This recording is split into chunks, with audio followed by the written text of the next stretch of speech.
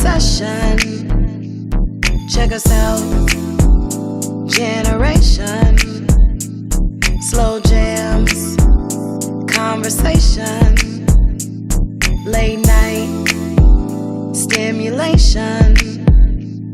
Call in. Love session.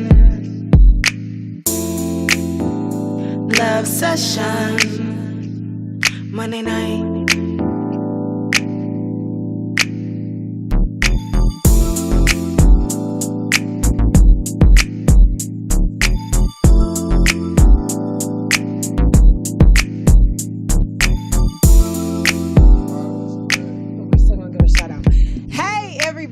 Good evening, good evening, good evening. Morris Media Live, U Nation Radio family. It's your girl, Akila Trinae, and you are tuned in to another episode of Love Sessions. Love Sessions is intellectual stimulation from 10 p.m. to midnight. Our conversation is devoted to bridging the conversation gap between men and women as a means to combat the war on relationships. We cover the topics that are often overlooked, unmentioned, and outright taboo to shed light on our insecurities and our idiosyncrasies as a way to humanize the love experience. Our conversation is real, it's relevant, and it's refreshing. I just want you guys to pay attention to me. We hear this stuff. We hear. You're guaranteed to walk away from a show with greater insight of yourself and others around you. At the end of the day, we all echo the same sentiment. I need love. Class is now in session.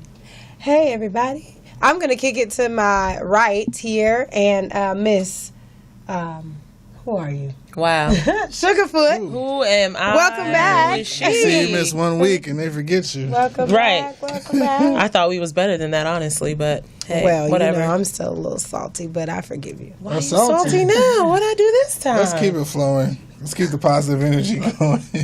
Always doing something. You did miss an event I wanted you to go to. But See? Not. Oh, my bad. I really wasn't even going to say that. She the one who brought it. Really? So then why'd you say it, though? Let's... Keep it going? All right. Yeah. All right. Okay. Let's follow our own advice. Yep. I digress. So, back to what I was going to say. I definitely I thought I missed you guys, but y'all didn't miss me. So I take We it did. back. We was shouting you out. So, anyways, Yeah, we're he going to did go ahead and thank our give a mention. sponsors. Aqua Hydrate, which we don't have any water Look, today. my car but, broke down. Charles didn't do his job. No, it actually didn't break down. It was in the shop, and I didn't get my box of Aqua Hydrate. But shout Sounds out like to them. excuses. No, it sounds like a reason it sounds like for we not having don't Aqua Hydrate. Next time you pick it up. Wait, You that's always not my just got to job. throw somebody It's else like, under that's the not my bus. You job. want to That's not do my it. I can job. do it. When my job? Yeah, That's not my whatever. job. Exactly. Anyways, so we'll thank them, and then we'll go ahead and move on to the reclaiming my beautiful time. Akila Trinae and her business that sponsors us, Revision Publishing. So shout out to them for being one of our sponsors. And our other sponsor, Dear Azuri, Azuri meaning beauty in Swahili language, which is a movement to encourage women to properly heal from internalized pain and practice healthy communication. Trying to get this out of He's my so out of life. pocket. Just Moving my angles. What if that was my angle that That's I a needed? good angle. All right. Throw Anyways, it to me. back to what I was doing. It's He not like thrown showing your yet. credit card, so we might want to turn that. You don't want the people knowing where you bank. All right, guys. Let's keep it Are y'all done? lit. So yeah. Okay, so back to what I was saying. You guys can also follow them on Instagram at Dear Azuri. Azuri is spelled Uzuri, or on Facebook at Dear Azuri, or also on Tangi's personal page, Tangi Love Yourself. Terry, Luv. That's how you spell love in that one. And now, I guess Detroit. I'll kick I'm not it even on to. this The dang blog, thing. you know where you normally go. Just don't even I'm gonna let worry him about do it. that. Oh, so I'm And, blog? yep, it's all under social media. the blog. So now we're going to kick it to Mr. Dance Hustle Charles Handy.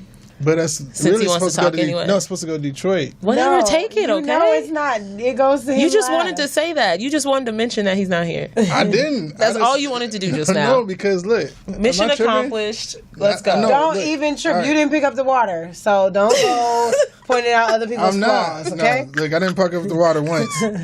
Let's be real. And I Let's- made one mistake on the rundown. Keep it going. All right. Just so do it. You just did the social media though. No, Who did? She just did the sponsor. She said Dear Zuri. That's a sponsor. That's our social media? Oh, all right. I'm tripping, I guess.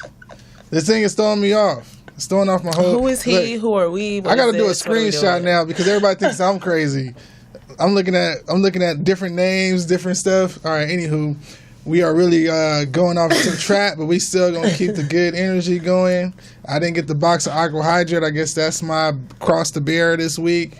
But, you know, it is what it is. It's life. You know what I'm saying? Sometimes your car is in the shop, and sometimes you don't get the Aqua Hydrate. And sometimes we don't care about the justification. But it's life. We just were thirsty. Oh, you know, you about to really make me go there because you really don't want to go there about these justifications as far as what I'm trying to let you live, but you're kind of making me have to. I don't want to drop this atomic bomb on you right now.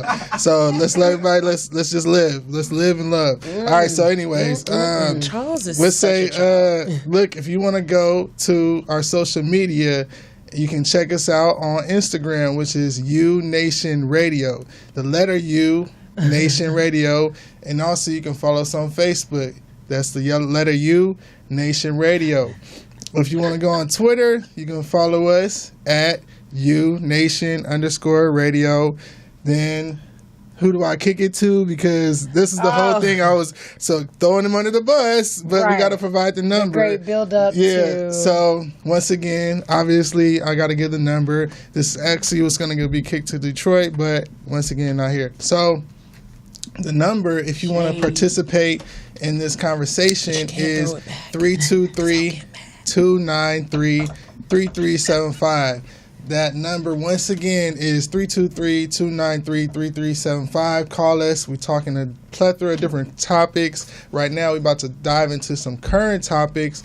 And then we also going to chop it up about what's going on in this show called Insecure on HBO. If you haven't heard, check it out. But we about to dive into that. You know, who are you? Team Issa, Team Lawrence, Team Nobody, Team Everybody. After last night's episode, I'm not Team Lawrence. I just wanted to put that out there. You Team Yvonne? I don't know her. What's her character name or whatever? The homegirl, the homie. Molly, yeah. I was like, I'm blanking. I don't know. Team, it seemed like Team Love is going on. It's literally. Team Love? Yeah. Wait, where was Love? Just saying Team Love, like it was like a group thing. Like everybody was like group love, like threesomes and things. Threesomes, open marriages. Right, it's a group effort. Did you see it? I missed last night. Okay, yeah. you would definitely know what we're talking about. Teamwork makes the dream work. Now I really feel left out. So, but before we get into Insecure, and I want to let you guys know, we have an awesome show planned for you. We have two wonderful guests in the building. What up? On us. You're saying, hey to the guests. But we will definitely give them their proper introduction, but we just wanted to let you know that there are people here with us. Yeah, definitely. Shout out to them. We're going to have them come up. And, so one thing that we cannot, obviously, not talk about, but it's this whole thing going on in Charlottesville. Yeah. Mm-hmm. And, that's Virginia. Yes. And, just a lot of angry white dudes.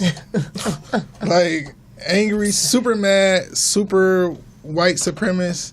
Just angry for no reason. What they're coining white nationalists. White nationalists. It's a weird thing to see. You know what I'm saying? I'm somebody who was a veteran. I fought for this country. I have a lot of family who have, and it's like, it's like you say, oh, I want America to be great again, and I think that Donald Trump at some point has to acknowledge how much he's kind of pandered to these. Yeah, he's contributed to this whole thing. I think that he's used language. He's used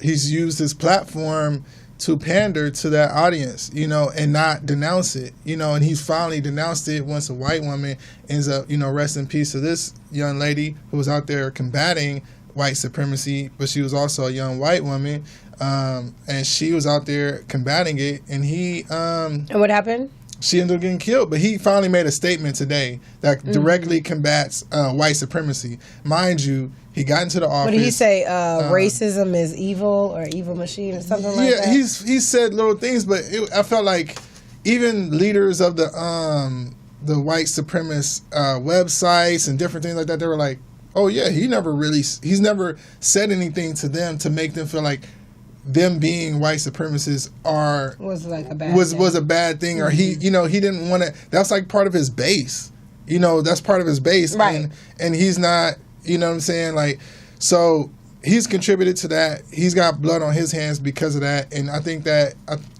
he we all need to just be. I mean, I always thought that he was never gonna be able to really do like harm the country.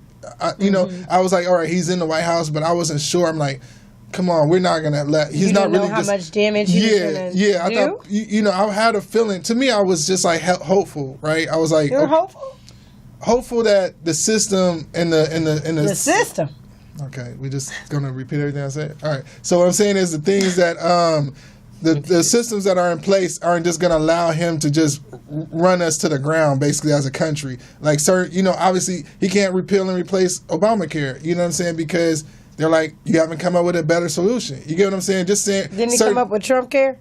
Whatever he came up with, he got voted down. You get what I'm saying? I'm just saying he's not like in the driver's seat just running the country wherever he wants to go. Right. But just to say, this little spawn and this whole social media or media fiasco of like this whole white supremacist groups and people over here recruiting at colleges and all that stuff, and I'm like, I don't know. I think maybe their lives as young white men or middle-aged white men didn't go as planned, and they're not where they want to be in life or whatever.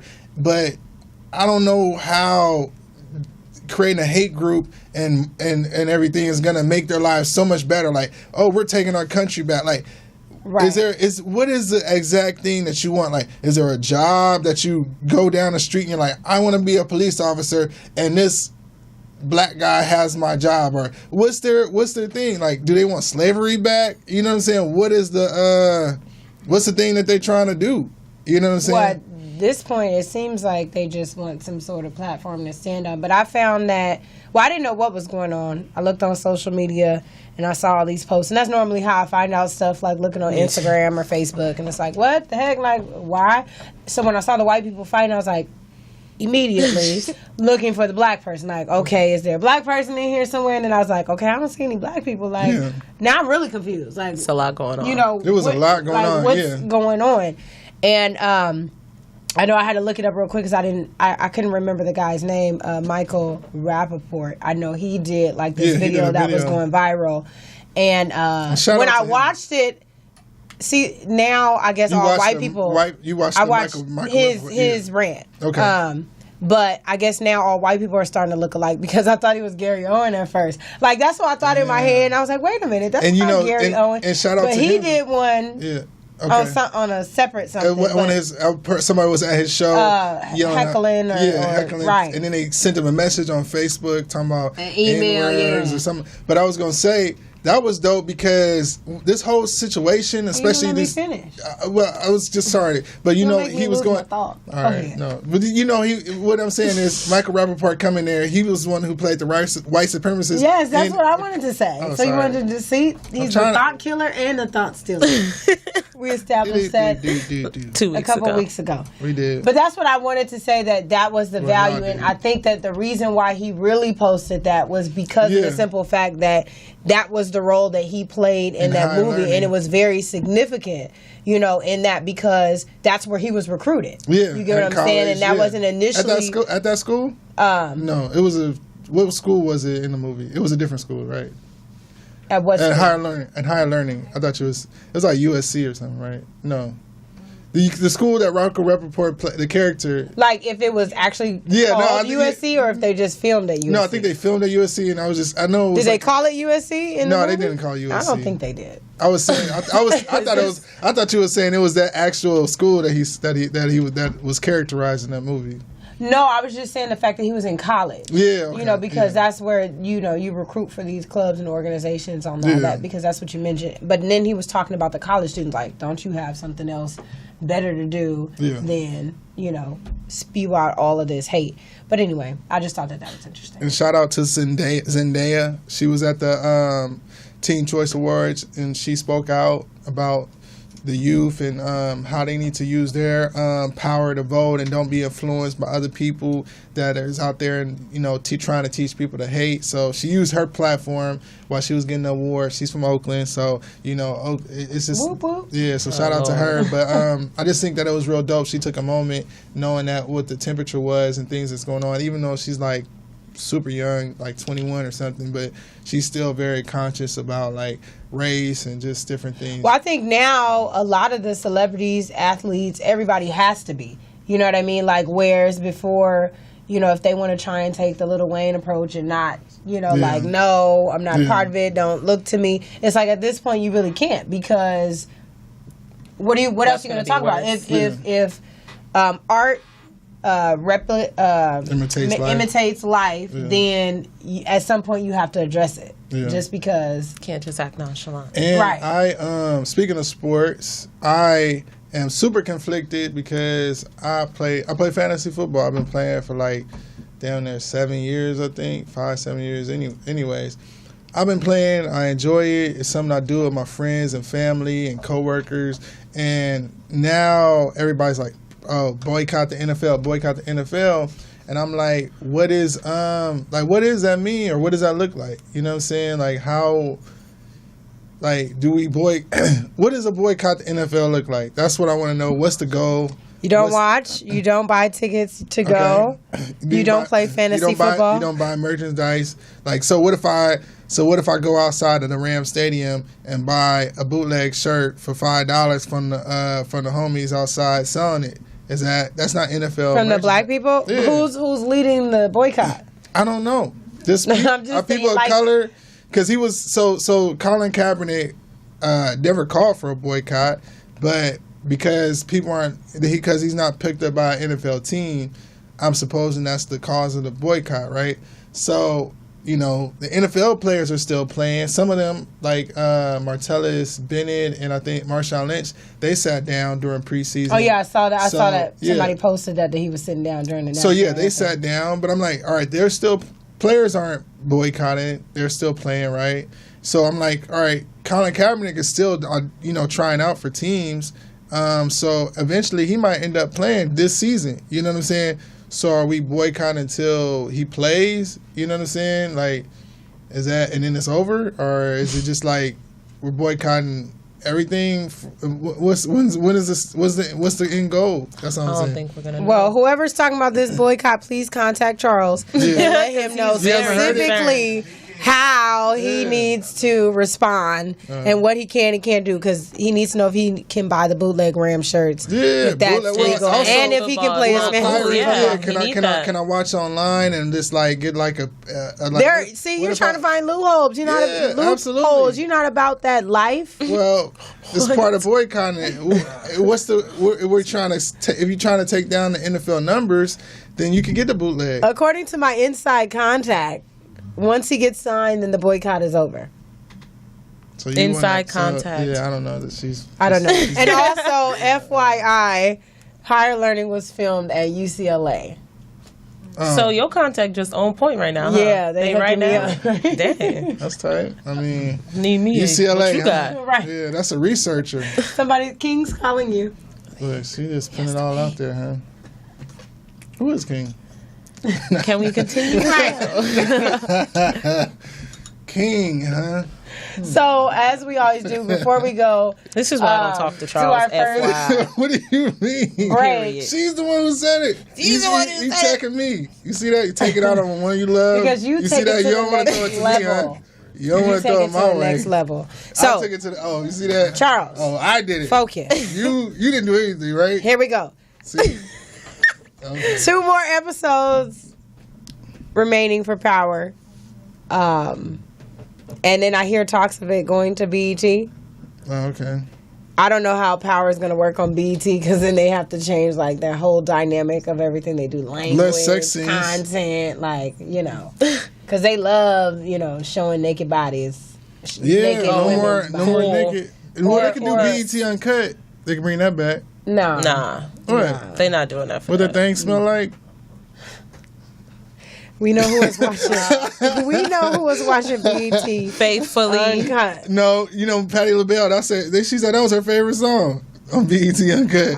I have no idea. Dang, shout out. Dang, yo. What else? Right. My contact. Her contact has came back in. Is it King? What we got now? Same guy? Back to the NFL. Oh, my about bad. that? I was trying to see who it was. Okay. My contact said no. No what? What I was going to share. Oh. You can't share We're gonna it? save Your that. contact is fast? Right, we're going to say Maybe that. maybe they're inside. Inside, man. It's inside contact, Oh. right?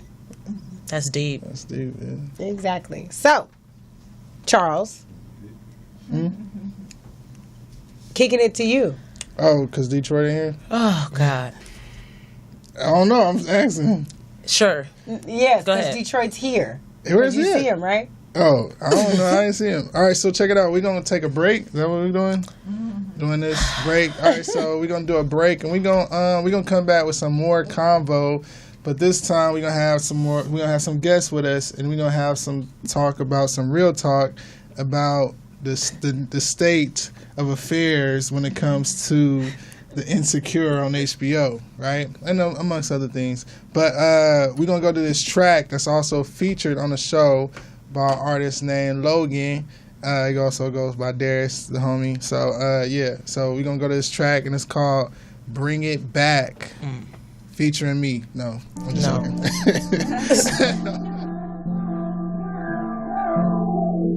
Bring that ass back here.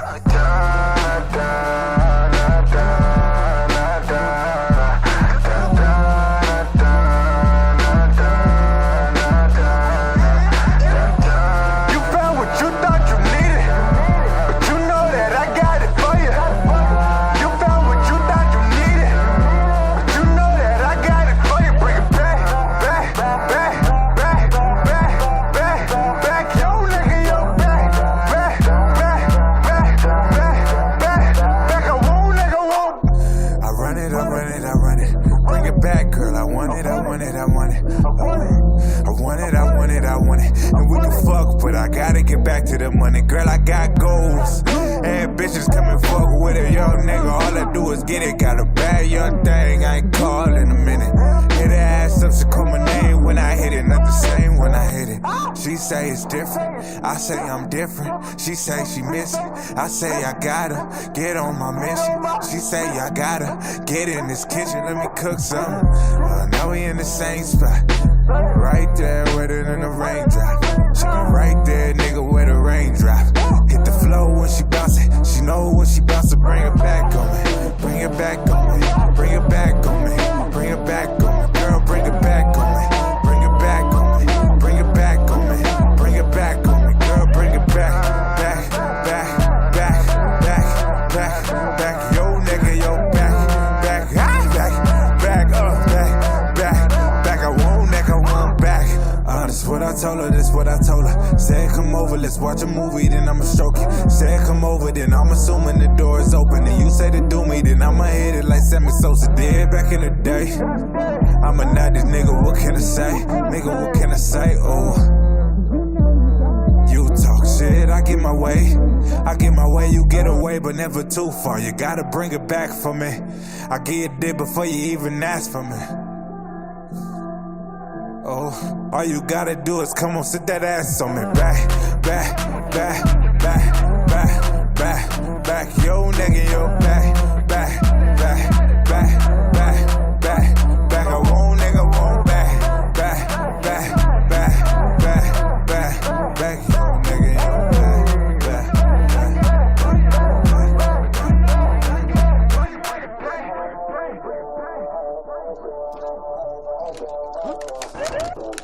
I'm sorry. All right. Let's go back this way. Are we back? And we're back. Bring it back. Right? Bring it Oh, back. you tried it. See? I be trying to connect stuff together again. It's Love Sessions. It's your girl, Akila Trinae. And we have been loving and talking about frequently HBO's series, sitcom, show, Insecure. And Charles Dance Hustle Handy is always so handy with getting awesome guests to come in the studio Yet again. and join us. And I'm going to allow him to Thanks. intro our lovely guests that are to my left, our lovely couple, I should say. Yeah. Shout out to my brother here and my young sister that we met at Faithful Central out here in LA, and they, Facts. you know, and it's been dope. It's been a cool little journey just to see their glow up and see their whole thing come together. But basically, they've been was it Logan and Syreeta? You know, she's also been working with Insecure on the show. First with the showrunner, assisting him, and then also just kind of also being a part of the writing team. Logan's been an artist for years now, and Very long time. for a long time, and just had a really good journey. And then to see them, you know, they're married and have a young baby, and just to see just me being myself with my wife and knowing how it is where you got dreams and ambitions, but you also have that family life, but it's also it's a good balance, but it's also a difficult It's balance. a tough one. Yeah, so Absolutely. So we've had many talks young fatherhood. So yeah, shout out to y'all, and I just wanted to bring y'all on because we talk about this show so much that it's like we just gotta have the people that's got the hands on the material. So shout out to your hat. What's that? The The dunes. Yeah, it's just like it's a real. Like I was texting my boy today just to get into the show. So welcome you guys. You know, Thank you. thank you for coming to the show. This love session. So you know, we talking about love. We talking about relationships. We talking about what's what, and that's and especially black love. Obviously, you know, that's a part of it because. Can't help it. You basically, you know what I'm saying? But love is love, you know what I'm saying? All the same. But yeah, just to see the show, how real it is, how it's like, you know, I'm sure Girls has a similar feel to it when I would watch it, but it's like almost what our feeling, our stories would be in a sense where it's like it's real every time I turn it on, it's like real situations. It's not like this is like, nah, this is something that you are experiencing or would experience, whatever, if you were in those shoes, and things that you would say or unsaid or whatever, just that whole gambit. So I just want to get your impression of like what it's like to be a part of that, you know, be a part of that coach, be a part of that. First of all, I mean, the response is incredible. I mean, being a part of it, we start off obviously in the writer's room and discussing ideas, and we're never like, how can we include everybody's perspective? Like that's never like the question that we're asking ourselves. It's really just like, what's real to you? You know, we have these conversations about things that we've experienced, and we spend like weeks just sharing and just talking, like hours of just like talking. Wow. And from what is that, it like it sounds like almost like group therapy or something. I mean, in a way, it kind of feels like that. I mean, you share things with the people that you write with that sometimes you don't share with people in your family, or you know, stories about yourselves or things that you've experienced that you may or may not want to tell people or whatever, but you share it because you use it all for material, because it might those are the things that people say like, oh my gosh, I saw myself, and like, oh my gosh, I had that same thing happen to me, but like I didn't tell anybody, or I felt that way. You know, that's because we come to the table, like we bring all of our stuff to the table, and so we create like an authentic kind of experience and show for people to enjoy. But so it's great. It's great. Like I love the people that I work with. It's an awesome environment. The show, like the directors, we have all directors of color and female directors. Oh, that's and awesome. Yeah, it's great. It's great. And I mean, and then when we get to watch it all together and then see the responses, and it's been trending on Twitter. Like last night, it trended over Game of Thrones, which is incredible. Wow, that's huge. Incredible. Yeah. So over GOT? Are you kidding me? Yeah. Just so you know, there will be a few spoilers. So you might want to if you're tuning in, just it's fine. Spoilers will happen. There's not gonna be no spoilers. No, I'm saying tonight. No, I'm talking about for me. You haven't watched last night. No, if you haven't watched Okay. Just to be clear, if you haven't watched last night, I'm sorry. we're gonna hit Sugarfoot. We're gonna hit you with a few. It's life, though. You know what I'm saying? I have a question. How did you get involved initially with the show? Actually, I was acting out of high school, and Issa, before she did Awkward Black Girl, but she was like working in the web space. She was directing, and she directed a thing that I was in, which then led to her producing something that I had written. And again, this was all like web, and she hadn't really broken into television yet. But when she did, and when Insecure was sold, she called me up and was like, "Hey, you want to be a part of this?" And now when I think back on it, I'm like, I took 24 hours to think about it. I was just like, what? Like, what kind of madness? Of course. Like, right. Yeah. Sometimes in life, you kind of have those moments where you might, you think, it's like you don't really see the blessing that is probably right in front of you or something. Major turning point. I'm like, because I was telling my husband, and I was talking to him about it. He never wants to tell me what to do. He's always like, you come to that decision on your own and pray about it, see what you think. And he's like a kind of like a sounding board, but at the same time, he never wants to say like, this is what you got to do. Yeah. But I just got health insurance at my job, and I was like, you want me to come be on this show? All them hours I work for. I'm like, we got a baby. I don't know if I should do this, but now I'm like, I can't believe I even thought twice about it. Right. Yeah. Like it's That's been life changing. That's and amazing. that's cool. I used to watch Awkward Black Girl, just hilarious. Yeah. Like, just because I felt like, man, Issa, like, that happened to me yesterday. Or, anyway, the one that, like, always sticks out to me is when she, wow. Oh, you're, I was like, why is the volume going up loud? You over there touching? I can't hear a thing. Oh. Well, He's like, no fun music fact. and no sound effects, so it's just us I talking. sure can. I'm like, whoa, it's getting loud. But one of the, just the clips from one of her shows that stuck out to me was when she was driving in the car. And it's like you drive up to another car and there may be a dude in the other car. And then, he might say something. You're like, okay. You're like, no, okay. And then you drive and then you come to another light and then you're next to each other again. And then it just kept happening. I was just cracking up. I was like, that's just real life. Like, it's nothing huge, but at the same time, it's relatable and you can laugh about it and, Well, Logan, how did your tell us about the Bring It Back track? Like, how did that come about? I can't even say with me kind of knowing Issa through my wife and us kind of being cool and going to the viewings and stuff like that. I mean, she always knew that I did music, but I didn't want to just like say like, yo, I got some songs for you. So got that fire.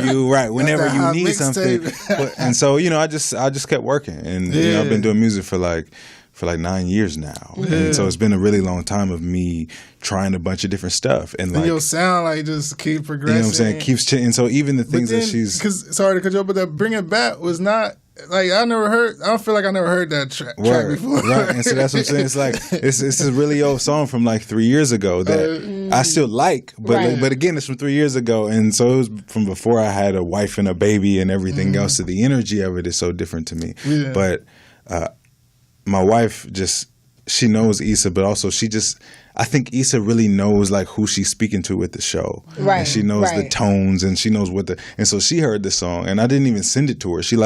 I sent her these songs. Mm-hmm. She found this one on my SoundCloud and was like, this is the one we're going to use. Mm-hmm. We're going to use it here. This is what's going to... Where was it used? Or it's the next episode. Because I was like, I'm trying to remember where this song was played. August 20th. Okay. Yeah. That was on the thing? Yeah. Oh, shoot. Right. So, so it's really dope. I'll read a little. And so it's kind of spurred me on. I said like, okay, like if this is a thing, then I should send this. So I sent this to a few people that I've kind of known throughout the time of me kind of building my stuff.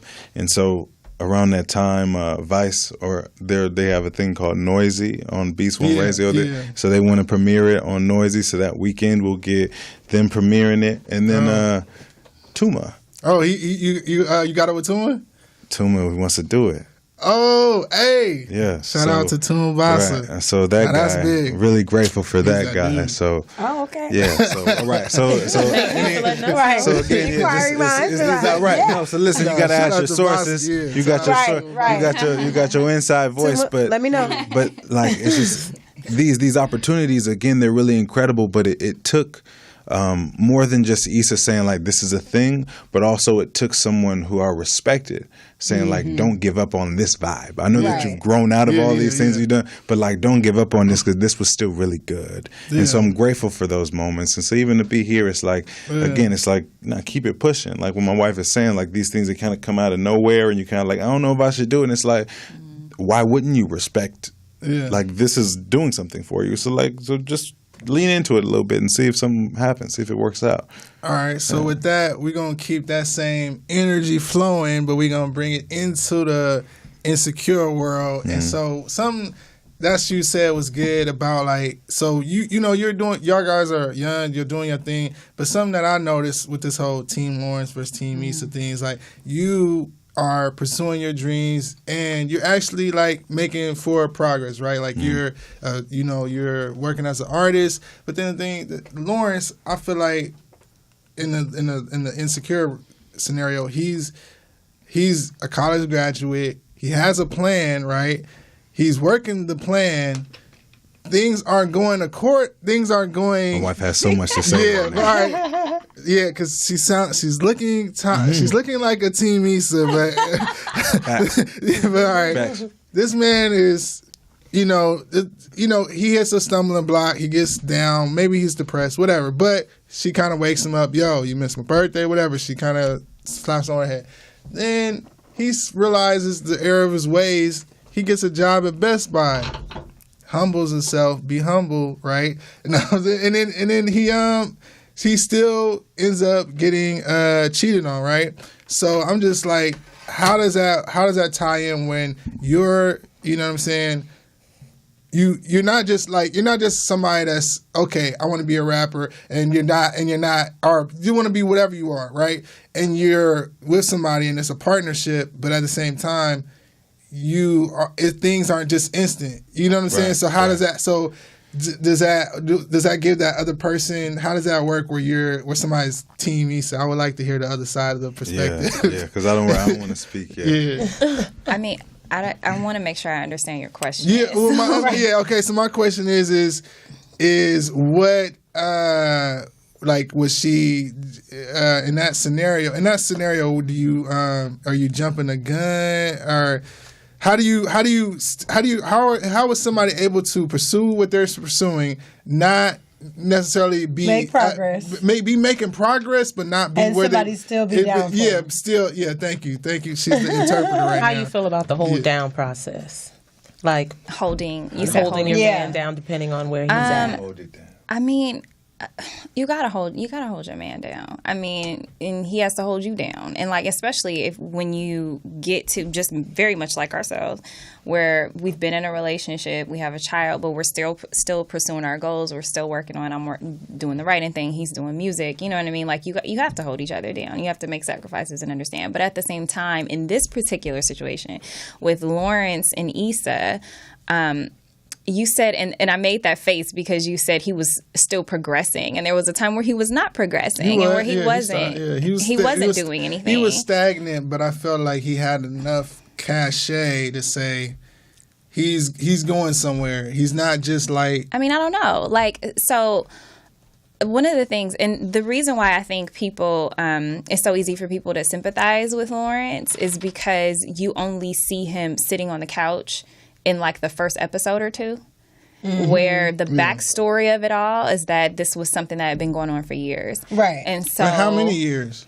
I mean. Wasn't like 2 or something like that? I think 2 is what we officially say. So sitting on the show. couch for 2 years. Yeah. So like on the couch for 2 years and that sort of inactivity and that kind of like whatever he was feeling down on himself, not wanting to do stuff, like that affects the environment. It affects the relationship. And then now you're leaving this person to deal with whatever she's going through on her own because the weight of your stuff is so heavy that now you can't share. And, and so I understand like how Issa felt. And so of course it's wrong to cheat. Like it's never a good. But then even when she did cheat, I felt like he was in a way better place than he had been for the whole time. Yeah, by then. Yeah. Right. So that's what I'm saying. So I think it kind of woke him up. Right, and so this is where, as a team, Lauren, or at least for first season. See, so second season, like he's on the ride right now. So I don't want to listen. Right, so I'm gonna take my hands off. But like as a subscriber, as someone who's tweeted the words hashtag Team Lawrence for the first season, I'm absolutely in support of him. And I think that's where, especially like even when she's saying in our relationship, like there are tools that you have to pick up along the way that I feel like they didn't pick up. And so if I'm here and I've been on the couch for 2 years and your solution is to cheat, I didn't see them have a conversation about it. I didn't see her say like, damn, how can I help? Okay, so you stuck. Because really that's what, if I'm sitting for 2 years, that just means I'm stuck. I don't know what's next. Yeah, did he have his business plan now? And so that's what I'm saying. That's what he says. It wasn't finished. No, I'm just wondering. I'm just wondering if it's okay. It's one thing to have, because I'm sure if you're doing 2 years, you might have been planning his business. His business plan. He had a. I'm just saying. You're making up stuff. Yes, he was not going to say planning that anything. he's filling in a lot of blanks, like his imagination. Right. So I can't say anything about how far he is with the situation, but what I can say is, if we're together and you're willing to sit and be with me for 2 years of me sitting on the couch doing nothing, then absolutely you should be willing to spend some time or ask some questions that may further this thing that I'm stuck on. And so that's where, that's why I'm Team Lawrence, or have been Team Lawrence, is because after that happens, after that moment, he messed up, he did all that stuff, then you see that was a real moment where he was like, oh, I guess I actually got to change something. Yeah. Because 2 years ago, I didn't mess up on her birthday. And last year, I didn't mess up on her birthday. It didn't come up. But this year, so this is one when it's like, oh, wow, I just came back from this job interview because right now I'm not even doing my passion. I'm not doing that thing that I've been working on.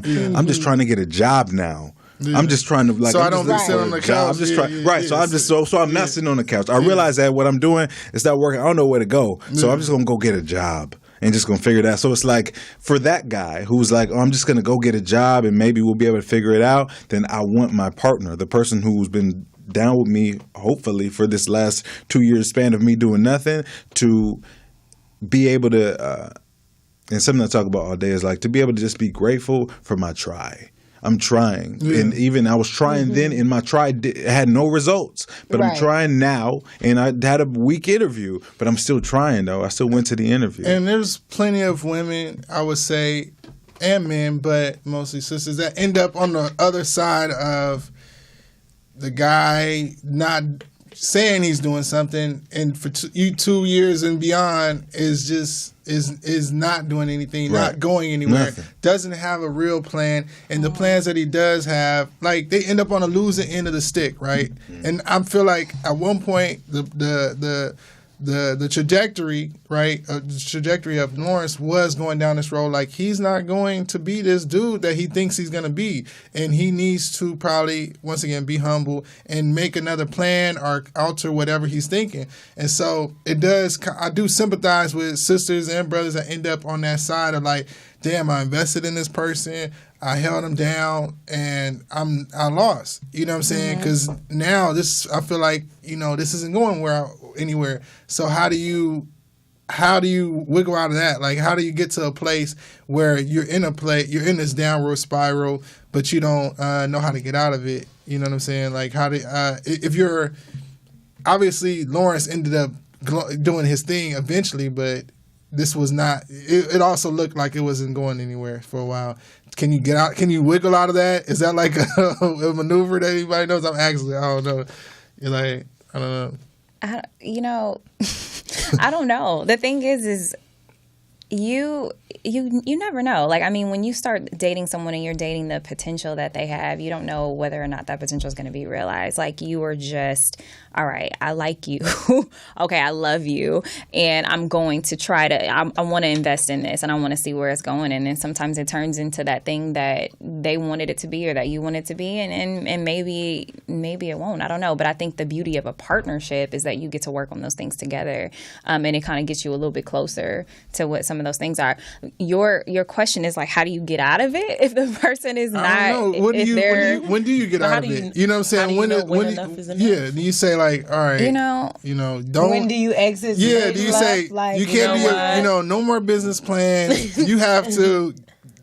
By this date, you need this job. I think everybody's like the end of your rope is different than the end of somebody else's rope. I think it just depends. Like I know women personally who have been in this type of situation for even longer periods, and then they're like, okay, sometimes it takes like hitting rock bottom. And it's like, oh, you don't got me. Like you can't help me out of this right now. Yeah. Okay, so I can't carry you and me and this. And okay, now I need help and I can't get help. And so now it makes me realize that this is something I need to move on from, that just loving you is not enough in the real world. Yeah. So, I mean, I don't know. That's probably, but everybody's bottom is different. Everybody's bottom is different. All right. Interesting.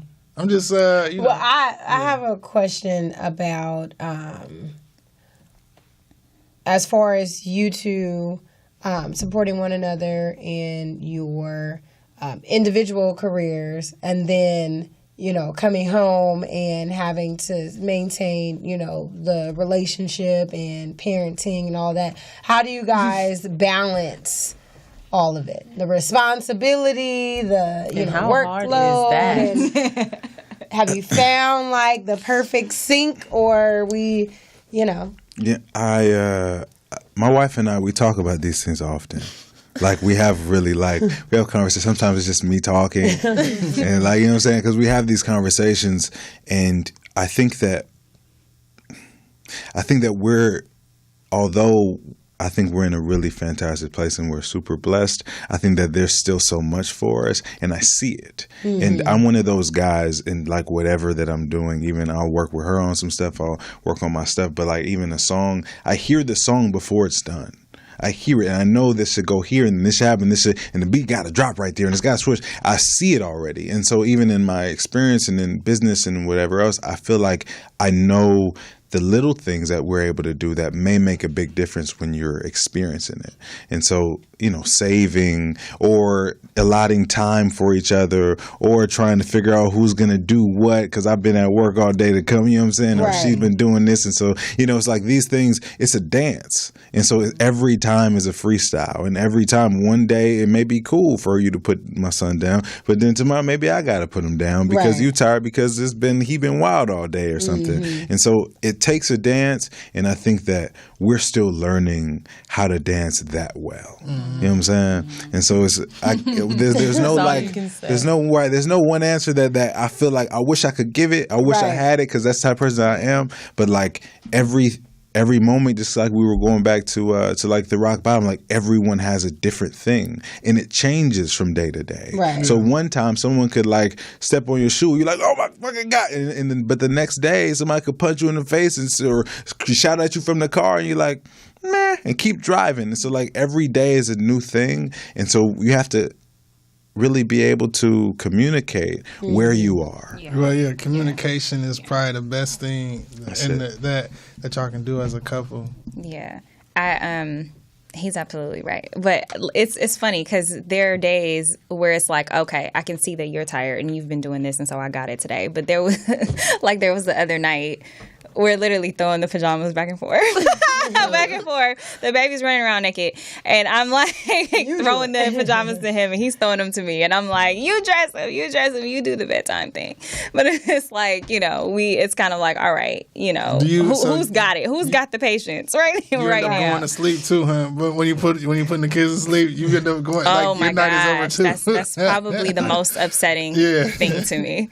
We'll be like, oh, we're going to watch a show together. Yeah. You go put him down. I'm not going in there. there. You go down and you go put him down. And then I'm like sitting there waiting, and I go and he's asleep on the floor. It upsets me every single time. Listen, there's no way for me to stay awake while putting like I legit like I think it's like if you want me to do this, this is what's gonna happen.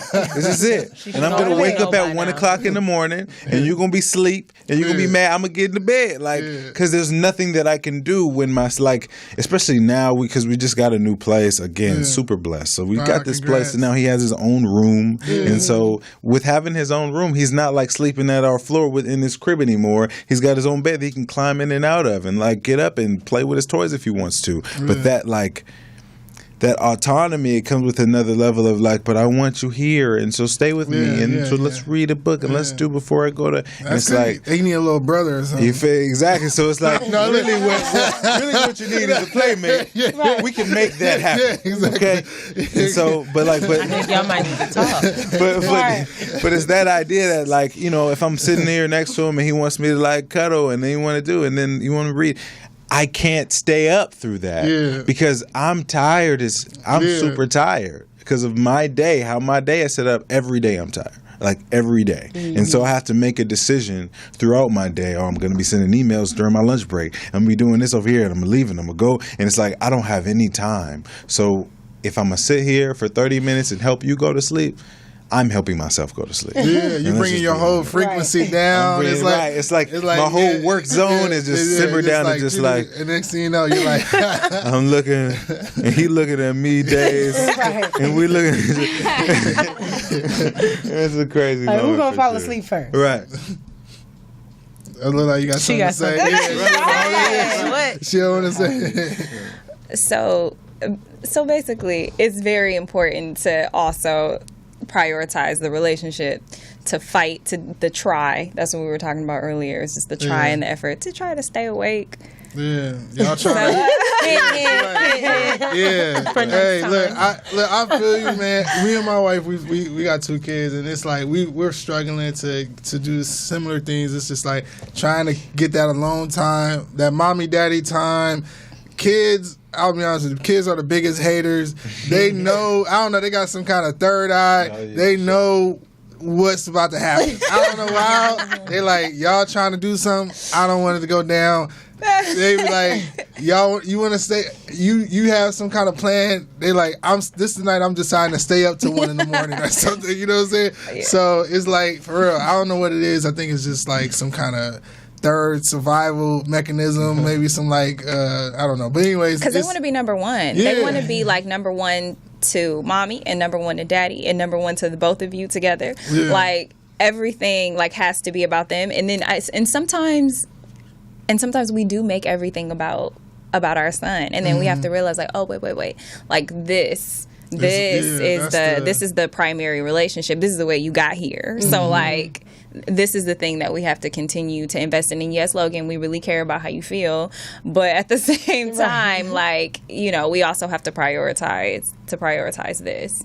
I have to prioritize how he feels, as well as, him thinking about how I feel. And then it's like, okay, Logan, and then as long as we straight, you gonna be straight. Yeah. And being that we married, I just want to ask, but like, when y'all, is there a thing where y'all have to like, is there ever a time where y'all you sleep and you like, hey, wake up, we were supposed to do it tonight, this is our sex night on Wednesday, you need to wake up, or he had to come back in, what happened to the plan, and you know what I'm saying? And you kind of, I know with me personally, I know I have those experiences, my wife, like, hey, it's real, but I'm saying with kids, people with kids, they gotta know, because they do say you're supposed to, now that you married with kids, you gotta plan it almost. It's not even like a spur. Sometimes, when you sing or when you marry, when you living in your life, you can do spurting moments. You know what I'm saying? It's like, oh, we in the mood. The mood strikes. Boom. Next thing you know, but when you have kids, it's like, no, tonight, meet me in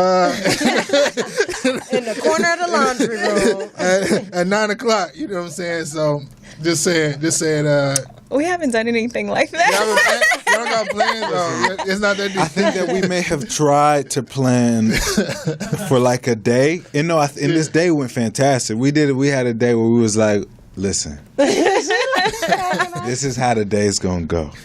but it was no kid there, and so that's one thing that I try to do. So I've been talking about this. I want to do one like at least every 2 weeks. We spend some time like a day night where we could do a thing if you want to do a thing, or we could just go to the movies or just watch something on the couch, whatever. But then I want to have, within a month, like every 2 months, like a day where it's like we don't come home to baby, and those give you that moment. But we've tried to plan, we've failed to plan, but we've also had moments that like it's just a fantastic time, and so again we haven't figured it out, and so and I think that it's a little bit fun when you don't plan. It's a lot more fun. That's how kids got here. It's our so got here because we didn't live. It's like, oh wait, hey, we're having a great time. And so I like that. I like the freedom and the creativity that is. And like we making food, and now how did this happen? And I don't want to lose that because I have a son. You know what I'm saying? And so we still trying to figure that out. But I think that we're doing a lot better. Just like you said, kind of based on that level of communication, like this what's up right now, like, this is it, and being able to, you don't have to say it, but showing those things that say like, if you're trying to do it, now is the moment. You know what I'm saying, and for each person to be able to respect that moment for each other. Because even if you not, just like you said, I gotta wake her, hey girl, you know what I'm saying? It's like, but I mean, at the same time, it's like it's part of being submissive too. Like my wife might nudge me, and I'll be like, sleep, be like, oh my god. But at the same time, I'm like, this is my wife. She needs, this what she looking for.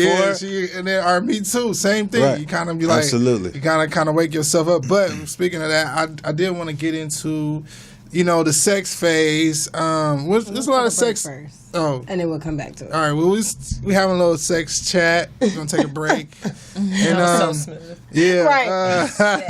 We had a little sex chat. Sex chat. But we're gonna go to a break. And wow, you got a lot of plays on this SoundCloud. We're gonna go to a track, which is this the Without You track? Is this it? Can you hear it? This is it. Yeah. All right, yeah. So this is This is me and Tay Walker, formerly of the internet. He's fantastic. The song is great. I'm grateful that you guys are listening. Thank you. I don't wanna go a day without your love.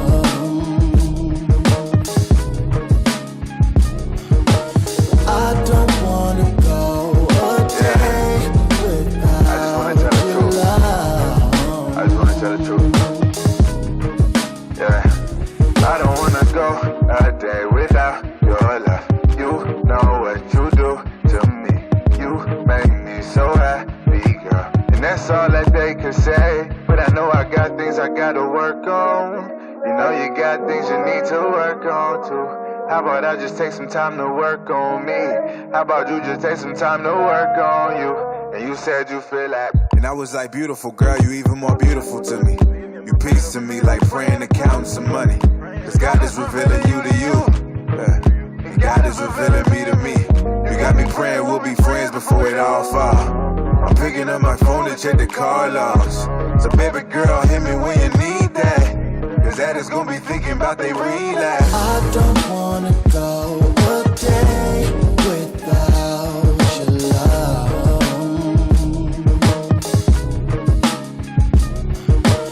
I don't wanna go a day without your love.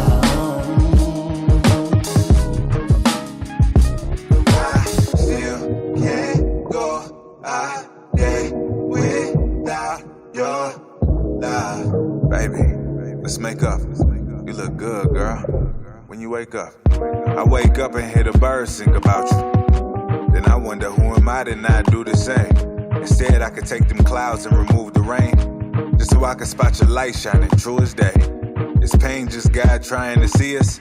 You know he lets us go through shit when he can't teach us.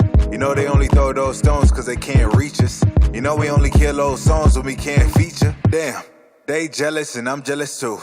It's hard not to look when you look as good as you do. But I'll make exceptions because I pray for that blessing. And when you ask what it is and I say that blessing was you. Yeah. I don't wanna go a day without your love.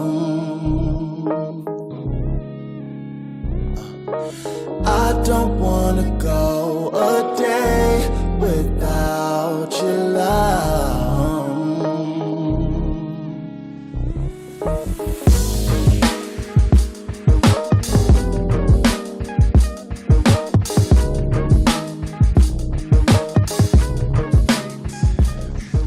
That was Without You featuring Tay Walker by Logan.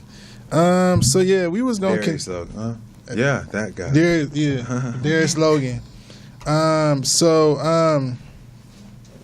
thought so. You don't just go by Logan? Because on your cover it was just Logan. Oh yeah, no, it's been a fun time. I don't like names. I think names, like naming myself as an artist, is so strange to me. And telling like I'm going to be this guy and calling me this, like it's so weird to me. And so originally I have this project that'll be coming out a little bit after this one that will release because of all this insecure stuff going on. That's called Lost, and I originally titled it like every song is titled like Derrius Logan, but the actual project is titled Derrius Logan Casey because that's my name and the name that I've given to my wife and my child. And so I feel like I'd rather be my name, and then if you want to call me Derrius or you want to call me Logan or you want to call me whatever you want to call, then you can do that because that's how normal people do things. You meet someone as a person. And then you say, "Oh, I want to call you Charlie Hustle," but like you don't meet you as Charlie. Nobody calls me Charlie Hustle. But we do it. So right, I'm a TBT. Yeah, you know what I'm saying? With a TBT. Say Charlie Hustle. That's like throwback. You feel? And so so it's like that. That's kind of how it happens. And so it's weird for me to be in this new age of like artistry and creation where everybody's really embracing their names and stuff, but you still have people coming out like Mr. Walkup. It's just like, or whatever, whatever the name is. It's like you want me to call you this. This is what you're as a grown up with a human life and everything else. You want to still have me call you this weird, strange thing. And so because of that, I was like, okay, I'm just gonna. My first name is Derrius. My middle name is Logan. My last name is Casey. And so I said, okay, I'll take my name's Derrius Logan. That's what people are like. This is it. So if you know me as Logan, okay. If you know me as okay, but like this is just my whole last name. Yeah. I have a long ass name. Right. I don't want to make it this fun thing with like weird asterisks and shit. Or it could be a symbol. Oh, right. One day I'll be able to have my own like emoji. Little symbol. So yeah, we was talking about sex life, and one of the things that I have noticed in this show so far. It's a lot of sex going on in the Insecure show, right? This season. Yeah, well, this season in particular, well, I mean, everybody they had sex last season, but they're like, getting it cracking this season. Right. That's another level. And not a lot of use of condoms. And that's and social media has really been like well, the people that I follow. I don't know about the rest of the world, but just wondering like, are they using condoms? Is it intentional to not have them to acknowledge or say something about condoms, or it doesn't really matter, type of thing? Well, actually, Issa addressed this earlier, I think, on her social media, and she tweeted like some screenshots showing that we do place condoms like in the scenery. We just don't have a lot of real estate, like you know what I mean, in terms, like we don't have a lot of time on the air, and so we haven't intentionally like, okay, our show is going to be a message about how you should use condoms. Like, no, like, people know, people should know. But I'm saying it's a grown-up show. But I'm saying is so every single, you think not every single, but I'm saying for the most part, most encounters are protected. You in this hypothetical scenario, in this world that we created. So I'm saying these, even when Lawrence came in, the little smash and dash or whatever you want to call it, hit it and quit it. Was that didn't seem like that was a protected scenario. I think if we were to go scene by scene, there are some scenes where if you paid attention to the atmosphere, that you would see that there were condoms like on a nightstand or on the floor or something like that. In that particular scene, it's not something we discussed, so what I'm going to say is just my opinion, because again, writing that scene, we didn't write like there's a condom. He rips or he does, that was not something that we talked about. But if putting myself in that position, if I've been with a guy for 5 years and we've been broken up and you moved out 2 months ago or whatever, and you come through and we have this thing that goes down, and my man of 5 years. Like I don't. Yeah. I will not bat an eyelash at like the fact that obviously I'm not. You know, that was more believable, but like when Lawrence, I think you're referring to the one where he was with the two girls, or no? No. Oh, when you he were talking came, about the first one. when he came in for well, that one I can, I can understand exactly how you said. But for the one when he was with the two girls, it was like one. Well, there were definitely condoms there. Okay. And there's a screenshot. If you look on Twitter, on the nightstand, there are condoms. He definitely used condoms with the same with the girls. I mean, and that's my question about threesomes in general. I'm like, how does that work? Are you constantly like changing? Switch? I mean, it would depend on the women, right? Because that's up to them. If it was if they're like, hold on, but based on the girls, right? Based on the girls, it seems like they do that often with each other. That was pretty scandalous. How they just used and abused him like that. Hey, it happens. Right. And I was gonna say that too, like the racial undertones, like they're there. You know what I mean? The Mandingo complex. Yes, the fetish, the fetishizing of the black man and his Johnson. Yeah, that was definitely like the face of it. That was I'm very realistic. Very realistic and very much so something where you just see the thirst kind of aspect of it. The just like, it was just so many different things that just set me off, because I'm like, we're all the over sexualization, the whole Mandingo thing is just so real as a black man, and you're just like. That is something that kind of even when I was single, it just kind of made me always kind of back off a little bit. It's like, whoa, what are you here for? I'm me. You know what I'm saying? Like, I'm me. I'm not this person that you are imagining, that you're like, you know what I'm saying? And I think that a lot of dudes, once you have maybe more self-respect for yourself and maybe a more confidence, or maybe you're just in a better place, like at that point, I feel like he was just like, oh, F it. I know what they're here for.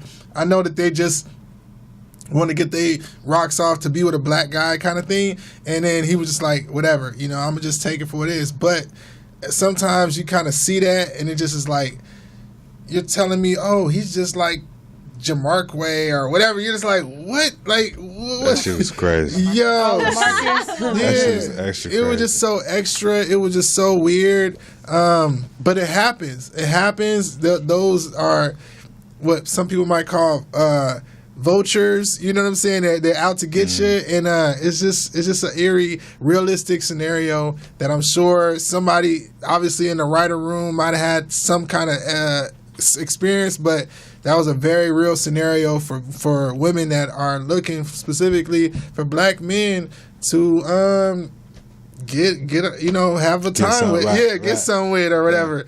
But yeah, that was crazy. Yeah, I'm not gonna speak too much on it because I want to be safe and shit. Yeah, be safe though. Well, you know what? You gotta speak. That sounds interesting. Yeah, the show is called Insecure, and I feel like it also brings out, because you were talking about confidence and stuff like that, like the male's insecurities about, all of his situations as well, because Lawrence doesn't seem like that guy, you know what I mean? But at the same time, he's buying, this out. Well, he was attempting to buy, alcohol, and then they pay for it, and then he's like, okay, wait a minute, okay, they pay for the alcohol, like, I'm trying to do this turn up life, like, okay, let me just go for it. He going through his whole phase. Right. Sure. He going through his whole phase, Issa going through her whole phase, but not even, and both of them, I feel like not even really knowing how to navigate it, but just going with what they think they should be doing, or how it should be. So it's like, okay, I think I should be doing it, especially with Lawrence and his friend. His friend is the one who's like, low key, like in the background, egging him on a little bit. Yeah. So you're not gonna like, okay, good, you're doing it. Get out there, swim and all the other stuff. And he's kind of like, okay, all right, I think I can do this, And I don't think that's really what he want to do, though. Right? I don't think so either. No, but he's figuring it out, and he has to. It's like he has to have the experience to know, like, okay, I'm not about this life. I'm not Chad, Right. Which is a friend. Okay, I'm not Chad. I can't get down like this. This can't be my Saturday. On it, like this is not who I am. I'm also not this guy over here that's going to be able to be in a relationship with Tasha right now. I'm also not. Okay, so it's like he's figuring it out. Tasha was the girl that wanted to bring him to the barbecue. Mm-hmm. I think Tasha was doing too much with that. I mean, he don't want to. Yeah, he don't want to go to the barbecues. He don't want. No, I just want to say. I'm just trying to. Even that. And these are the moments when I'm like, "Come on, dog." Come on, like I got to go back and delete this tweet where I'm talking about Team Lawrence right now because who I thought you were, right? Who you've shown me throughout this first season is completely being challenged, and I enjoy seeing the hero kind of pulled apart a little bit because he was the hero. When you look at the first season, like it's like he was every root. So I like looking at it, I like seeing it, but also it's just challenging for me because I've invested my emotional support into another black man. What and I'm trying to root for you. When he left her, or what part of that process? I mean, in these moments, just like we said, when I see him really have these like outside identity challenges. It's one thing to be on the couch and you're like, man, I'm gonna go work at Best Buy because I just want to make my girl happy. I'm just trying to really figure this out. Then that's like, I respect it because I know that he's working for not only for himself but also for his family. And so it may not be cool that he got on this Best Buy t-shirt. It may not be tight that it's collared and it's blue and he's sitting there, but he's making the best of it. And so you see him like putting right. You feel me? He's like he's doing a thing to put himself in better position to be able to be here for his girl who he wants to have a family with. You know, I'm not going to spend 5 years with you if I don't. You know what I'm saying? So like to go from that place to like completely challenged and confused to where he's out here doing this stuff that just like we said, it doesn't even seem like he's comfortable with it. Or like even in the scene with the threesome, it's like he's there and he's like uncomfortable, and then you see as he's driving, he's like, No, it was cool, Chad. Like we started, he's trying to convince himself. I loved it. It was the best. I had a great time. It's like you were clearly sad when they were saying like Jamiroquai and everybody, whatever. It's like you were hurt. You feel me? So, but now in this moment, you're trying to put on this front, and it's like why I appreciated Lawrence was because he was right, because he was insecure, but like again, what everybody in the show or the really interesting way how they do it, because I see it. And I'm able to like relate to it. Like, okay, yeah, this is an honest person who's like really going through life and doing it. But when you say, it was great, now you're making pretend. Right. And so and I can't ride for you. I'm not going to, after a scene, make pretend for your homie. Hashtag team, like, shout out to the fake guy. Like, I can't do that. What part of the barbecue thing did you not If you didn't want to be there, say you didn't want to be there. Right. Like, and I tell my wife, who I love to death, and we have a child, I tell her all the time, like, I don't want to talk, I don't want to do this right now. I don't talk about, can we, I don't want to, and whether she likes it or not, I have to be honest, because I'm sitting there like acting like I'm listening, and then she like, yeah, so remember what I said? It's like, nah, babe. Yeah, you said, absolutely. It's like I can't even fake it. Like, okay, we can't talk about this right now. He went there, and then he realized this ain't just some cool barbecue thing. This is a family fun. Yeah, this is like a family reunion. This is. More, I'm saying, was it really more? It was more than what he probably thought it was. And if it is more than what you thought it was, then just be honest about it. We don't have to like, even if you staying there for an hour and you gonna go and you really want to leave. Okay, this was really tight. Right. Instead of, leading her on, like, I'm going to come back. I'm going to be back. Get a few more drinks, and then I'm going to be... Like, you knew the whole time you wasn't right. You knew the whole time you wasn't going to stay. Yeah. That you wasn't going to come back. And you just lying now. And so that's what I'm saying. It's like, you can't respect I can't root for the liar guy. Like, it's not like he the Joker, and it's like, he's crazy, but he's just like, now you just playing. And I don't want you to play. So I have a question for you, Syreeta, because last week we were having a conversation about Tasha. And one of the things that she said on the phone at the very end of the episode was, I knew what it was. What was she referring to when she said that? When she says I knew what it was, she's saying she knew what the relationship was. Like, that she knew it wasn't serious, that it was nothing more than, I guess, them hooking up with each other, or like a rebound kind of situation. But that Lawrence Lawrence made it seem like it was bigger than that by Right. Okay. Because he didn't want to be the guy who's just fucking someone. Because he believes that, I'm better than that. Like, I'm not the dude, just like how Chad was saying, like, you got your shit down to a science. You smash on the weekend. And he's like, no, that's not who I am. I'm not one of those guys. I'm a good guy. Like, good guys don't, and a good guy wouldn't be the one that's just using this girl or just, like, having sex with this girl. What did he, outside of bringing the chairs to the thing, what did he do or say to give her that indication of, like, he's this great dude? Well, for one, I think... So you see in the first episode, he's like, he takes her on the date and they go out to eat and stuff like that. And it's like he's kind of like trying to make it seem like he might be courting her maybe. And like, at her house, watching TV, talking to her about what, But he didn't really want to watch TV. He was there to do it, but she was... But after that, he's not just leaving. Right. And then the biggest part is him coming to her and saying, like, I slept with my ex, and I'm sorry, and all of that. And she's just like, well, you don't have to apologize to me because we're... we never said we were exclusive. So that makes it more like... And he's like, nah, like, I'm here, and I want to, like he wants to make amends almost for this thing that he's done. And it's like, you don't do that for people who you don't have any sort of attachment to. And that's, the idea of coming out of a 5-year relationship, you're not good at doing just like, I'm trying to kick it with you. Because you're used to, it's like, at least for me in my past experience, you come out of a long thing, the next person that you meet, you already talking to him like you comfortable. Because that's how you've learned to speak with people that you like or people that you're talking to like that. And so it's like, for me, I kind of looked at it like, again, like he just doesn't really understand what he's trying to do and hasn't really thought about it. He hasn't came to a place where he's like, let me figure out, like, am I out here? Right. He's just being told, you should be out. Chad is out here, so you should be, and he like, I should be out here then. You feel me? And so he doesn't know, like, okay, you're right. Like, in that moment, if you really just trying to chill and just trying to hit it, then when she say, you ain't got to apologize, then you may look and be like, oh, shit, you kind of right. I don't have to be sitting there telling you that I'm sorry for doing some shit because you're right. This is just a thing. But again, because of who he has been, even if he's not this person now, because of who he has been for the last 5 years, when he's in that position, he's talking, like, for me, it was like he's talking to her like she's Issa.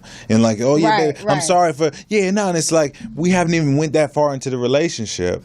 But you talking to me like this, which then, like my wife is saying, kind of leads her to be like, okay, we'll come to this family function where I got my family and we bring some chairs and meet my uncle Kiki. And it's like, oh wait, and even what at did the I end do? of that particular episode, get in your car or however he got to the house and go home and then maybe just hit her up later. Right. But when you make the apology, you say all that, and then she's like, well, you want to come in and all of that, and then he goes inside, it's again adding to the illusion of I've apologized, okay, we're making amends, and we're going to keep this thing going at the same level, as which it was going in the first place. Lawrence has just, in my opinion, been very selfish through this entire relationship or situation with Tasha. With Tasha, okay.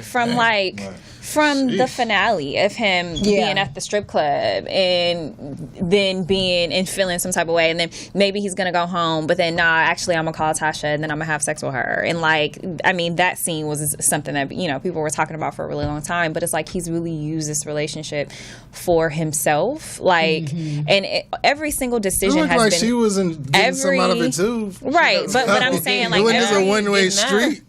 Every decision has been selfish. Like, even in telling her, he didn't tell her for her. He told her for him. Right, exactly. So that he could feel better and he could feel like he was better than Issa. Like, oh, I'm not like that. Like, I don't do stuff like that. Because Chad was like, why would you even tell this girl? He's like, oh, because, I'm not that type of dude. And so whether it was having sex with Tasha, taking her on a date, or whatever, it was never about Tasha. It was always about what Lawrence was trying to do for himself. I'm taking her on a date because I want to prove to Chad that I'm not like one of these guys. I'm going to this barbecue because the same thing. Like, I'm having sex with her because I just got hard from this chick at the strip club and I know that she's available and this is going to make me feel some whatever. I'm apologizing right now because it's going to prove to me that I'm actually a better guy than... You're making her sound like the victim in the situation. I'm not really talking about Tasha. I'm talking about Lawrence. But I'm saying he did want to do it, and she wanted to do it. That's why they did it. Yeah. No, but I did want to ask you, and I'm flipping the script, but there's something that was a dope conversation, and it's along the lines of communication, because I think technically he technically is being this dude, the quote unquote good guy, but by telling her, but also he's also communicating with somebody that he's having sex with, and possibly whatever amount of sex they were having could be protected, whatever. Just to say that he's having sex with this person and he has sex with another person, and so now he's having sex with multiple people, and so he's just communicating like, hey, I'm having sex with this other person, right? So I mean, to me, that's also that is a real thing. And along those same lines is something that Insecure touched on. Or was it season 1 about this whole relationship where what's Yvonne's character? Molly. So Molly and this dude she's talking to reveals that they have this conversation. They both come to find out, oh yeah, I hooked up with Molly's like, oh, I hooked up with this girl in college. Dude's like, yeah, I hooked up, got some head from one of my homeboys, a dude in college. And immediately this double standard just breaks out, right? To me, it's something that's deep, but I think that in these, it's deep because, all right, I get it. There's this double standard stigma, right? That girls can do stuff with girls. It's whatever. It's free and clear. Second you hook up, a guy hooks up with a guy, you're homosexual and you're no bueno, right? For some women, right? Bueno. You're no bueno. So, but to say that also breeds, it also could breed an environment of people just not being honest. You know what I'm saying? Because to me, he could have easily just said nothing, and then you wouldn't have had that information. You get what I'm saying? But now you don't. So now the choice would. Well, then you also think now the choice would have been gone. Is that information? Do you have to share that information? Is that information necessary? Like you should. Well, I think you should, and that's the question. But you're giving your sexual history to somebody that you're sleeping with. You get what I'm saying? Like you're saying, when you're sleeping with somebody, you're saying like though because everything. It's old, like that old. Unless he's saying like I do this and I may do this again, or I like stuff like this. You get what I'm saying? Versus, I think he just felt the relevance in that moment, in a sense to what she was saying. Like, oh, she did. Wait a minute. No, that was the case. That was the case that in that scene. Yes. But he just shouldn't. He still shouldn't. So that's what I'm saying. You're saying, look, she's making the face. All I'm saying is I'm one of those women. I'm sorry. Okay, so what I'm saying is that's she's kind of making the point. But what I'm saying, it's open to the floor. But yes. I think when you're sleeping with somebody, yes, you should. Would you want to know that information, right? It's fair to say, if you got a guy that you're having sex with, you're like everybody he slept with. No, not if he slept with. What I'm saying is, if the guy slept with has a sexual history with sleeping with men, right? Would you want to know that information before you slept with a guy? Okay, so this was he didn't sleep with him, right? He just got head from maybe sleeping. They had intercourse, whatever you want to call it. I don't know. Sleeping is a whole different. Whatever, I don't know how you describe that exactly. Maybe that if act. it's just head, I might be like, okay, I don't. Maybe. Do I? But want if you actually to had know, sex with another man, no. I would not want to know. Do I want to know? Yes, I would want to know. I don't get what you're saying. Look, do I really want to know that? No, I don't want to know that's probably going to detriment this relationship. Do I want to know because I want to know so that I don't proceed? You get what I'm saying? All right. But like knowing it won't help the situation. It won't be like, oh, it'll help you. It'll help you as a person. No, it won't help the relationship. No, I'm saying it'll help you. You were honest with me. Oh. You know what I mean?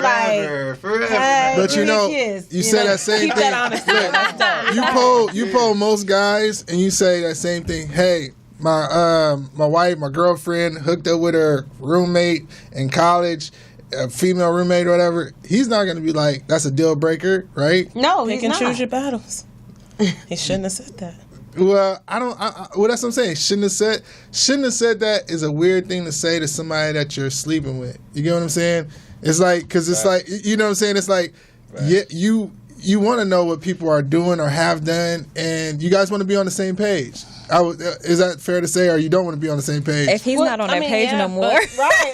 I'm I don't know what page. What I'm saying, whatever page he's on, and whatever page you're on, you want it to be on the same page. You get what I'm saying? Mm-hmm. Like, no matter what he did, and you could be whatever people, not you or anybody else. Just for example, somebody could be like, "This is what I like. This is what I don't like. This is what I've done. This is what I haven't done. This is who I've done it with." You know what I'm saying? Do you want to? Do you not want to? Do you just? So you just want to skip that whole thing? You want to know every single partner. You want to know every. So basically, you want to know every directly single to this, but like even in this new season, when you got what's the name of the guy who like is just sitting there like, can't we just move on to the part where we get married and had 9 kids? Oh yeah. And it's like, Lionel. that's cute, but like, nah. Like this is, you just don't say it because this is not we're not at that place for you to be sitting here sharing anything about having some kids. Like it's our first date. So it's nice to meet you, guy. And so that's what it's like, this level of, even if you're excited, you feel me? Even if it's the beginning and you like real juicy and you just like, ooh, and everything about it is exciting, you have to have some sort of meter to say like, if I want this to work, then I have to be patient. And so if I'm sitting here and it's like our third day, we ain't really been cool, you ain't fuck with me, but then you cool with me now, and so now we fucking and now we cool, I'm not going to sit here and share any random ass fact about who the fuck I did. It's like, that's crazy as hell, because like, where did you like? But we just got cool again. We just got cool together. That's what I'm saying. Look, it's not like they've been cool, right? That's the coolest you can get. This is the worst time. It's like, it's not like we've been cool for a long time. We actually just got cool again because of some other stupid stuff I wasn't fucking with you about. So I'm not going to bring in another thing. Oh, you cool with me now just because I'm a human? Like, right? Look at this thing. It's like, what? Like, you better save that in the vault forever. Like, you put that into a place. That is the whole thing. Honestly, that is the whole thing. I think to me, people that you want to know it all. You want to know every partner that all your partners have had. Here goes what I will say. That I do firmly believe in. People sleep with people and they don't have any discussions about anything about what, like, their STD status. It just is like free for all. You're gonna find that out later. You know what I'm saying? And hopefully you find out, and because you don't end up with something you're like, oh, that person was clean. You get what I'm saying? So I think in general, and this is just from when it life comes in to your general, health, that should be shared. part of your health is people that you're sleeping with. You need to know their sexual history, unless you just got some kind of telepathic powers or something. What do you mean by sexual history? Do you mean like that was part of his sexual history? No, but my thing is, we don't want to know it all? every detail that you did with every person that you had like? sex Do you want with. a list? Like, That's what I I had sex said. with John, and he put me on the table. Like, no, we don't. No, do that. but here goes the thing: if you have something that's outside of the male-female contact, you might want, and that expands that realm, and it starts going into the LGBTQ transgender community that people participate in. You might want to start having these conversations. Well, but that's why I said if it's something that he's continuing, then absolutely that should be shared. But if it was like just one time, it was a one-time thing. I'm saying if it was like a one-time thing, I'm not telling him myself. It happened. I don't know if that has to be shared. If he wants to share, he shares it. But what I said was, I just would say, as they say in Breaking Bad, they say tread lightly. So tread lightly when it comes to saying you don't want to know certain things. You get what I'm saying? Because you might need to know. Does that make sense? And that's why I said I would want to know, but I don't want to know. And me knowing is probably not going to help the relationship. But it might say your life. And so that's what I'm talking about. The tread lightly also is like, watch what you share, when you share it, and who you share. Is this the time, bro? So that's what I'm saying. So you don't want transparency. And this is what I'm saying. I want transparency the most. That is the most valuable thing.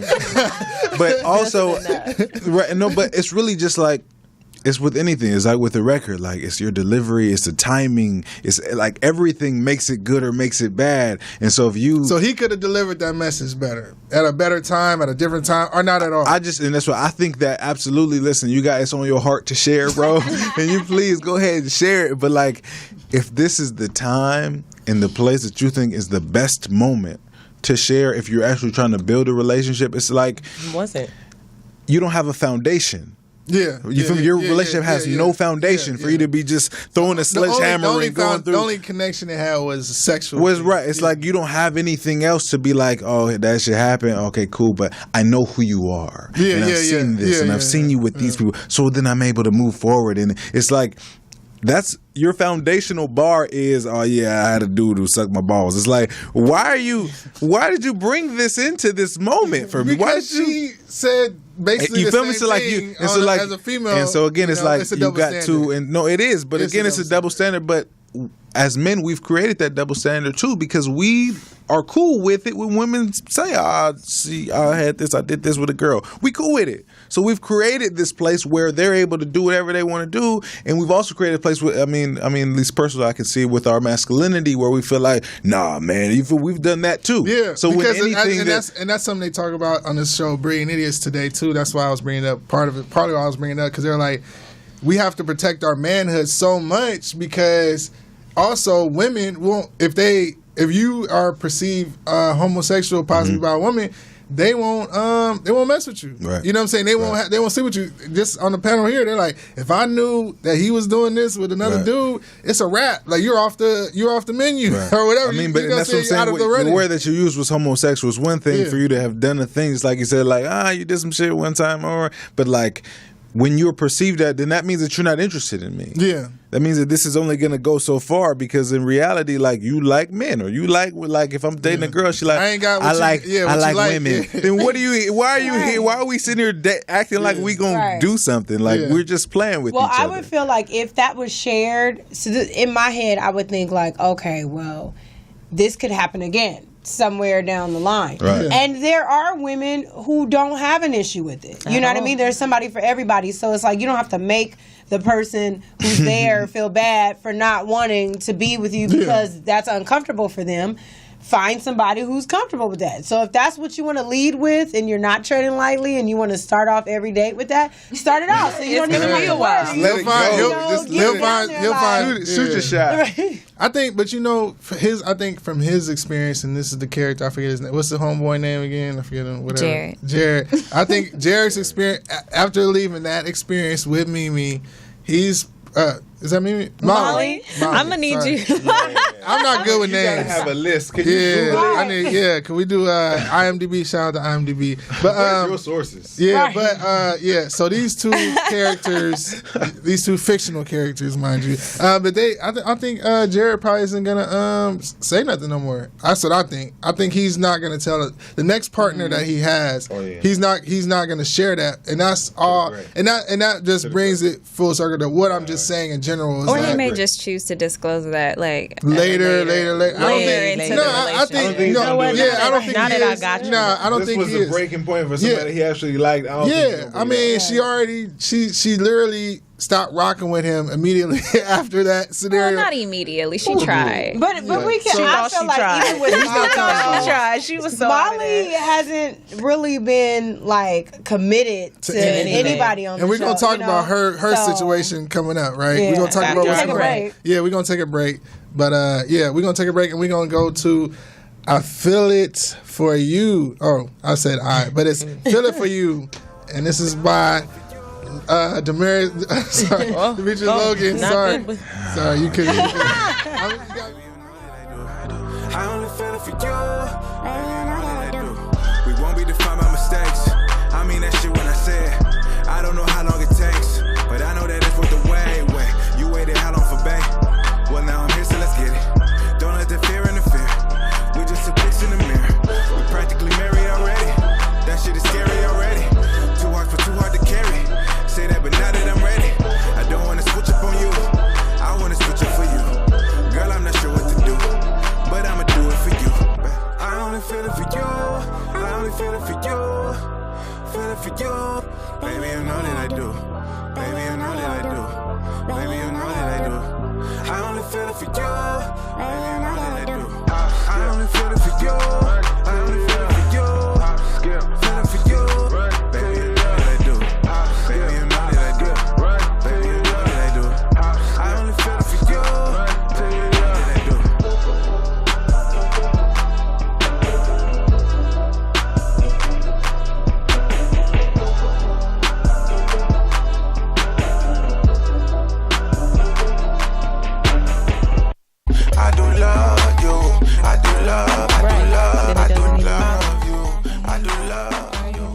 Check your text. We're back. Oh, hey, everybody. We're back. Hello. You're tuned into Love Sessions here on Morris Media Live. And we have our two lovely guests in the building. We have Miss Syreeta and we have Miss Derrius Logan Casey. Well, Say it all right, yes. Right. Yeah, and shout out to It's the teacher. Detroit. Shout out to Detroit for. Oh, did you send that? You did the screenshot for me? I got it inside. Oh, the inside. Oh my God, the inside again. Okay. Shout out to the inside. The inside has really got to be inside. Right. Something's going on because it's getting The too inside good. needs to call in. You want to call in? I got all the names right here. I'm good. And the inside got the lip. All right. IMDb. So, all right. So they last episode kind of touched on this whole Now I know everybody open marriage, this whole open relationship, free love, team love, whatever you know, this open thing. And personally, just to be specific about that scenario, I'm like, obviously to me, I'm just foreshadowing, but like why didn't hold on, let me get her name right. Let me Because see. he got the list now. Molly Carter. Shout out to her. Molly Carter. How come she didn't decide to ask, let me talk to your wife about this, or, you know what I'm saying? Seems like that would have been the logical thing. She's just taking the dude's word for it, you know what I'm saying? And I don't think that's going to work out. Personally, I think at that point, if this isn't something that you're considering, then why am I dialing your wife? Like, and I don't at this because his wife isn't there, and she's gonna be like, he could easily just be like, oh yeah, this is what we do all the time. Don't worry about it. She knows, and it's all good, and it's all bad. But really. that would just be to assume that Molly's interested in that kind of relationship with him. And I wasn't assuming. I was looking at her, considering, like, debating it, telling her homegirls, and it wasn't something she just threw out the window. You know what I'm saying? She was sitting there debating it. I mean, at that point in the story, I see it more as like, oh, wow, this is a shocking piece of information that I know about my friend, and I'm here with my girls. I'm going to come back and tell them, like, yo, this crazy Especially thing because just she happened. kept referencing their specific relationship and almost like in admiration of they have this perfect relationship and all this stuff. And like, how come I can't find a perfect relationship like this? And then to find out like, oh, it's not so perfect. Well, it could be perfect for them. Right? Right. It's just different. But, I think, I don't know. Maybe I'm looking too deep into it, but I think but he also kind of mentioned the fact that trying to be everything for one person, to me, communicates that there was a time when it wasn't going so great, and this was kind of like their resolution to it, but they're still kind of, working their way through it. I mean, I don't know if there's a perfect science to that, and then when it gets into, and who knows who they're inviting into, the home and the bedroom and all of that. But it seems like if he were to invite Molly into the situation, that seems a little more, I don't know, close than dicey. Just some random, because they have history. They've known each other for so long. That potentially could, in my opinion, drive a wedge between their open relationship, this works for us situation. Yeah. I mean, I thought, just from my understanding, is that whole open thing is like all about open relationship part is you gotta communicate, once again, going back to communication, but like y'all doing it together. That's what I understood. Like he's on a solo mission basically. She's out of town. He's like doing his thing, but. I don't know if they really said they always do it together. No, they don't. Yeah. That's not what they said. But I'm saying, to me, it doesn't sound like a successful scenario when you are just out there, keeping your wife out of the loop. That's not communicating right.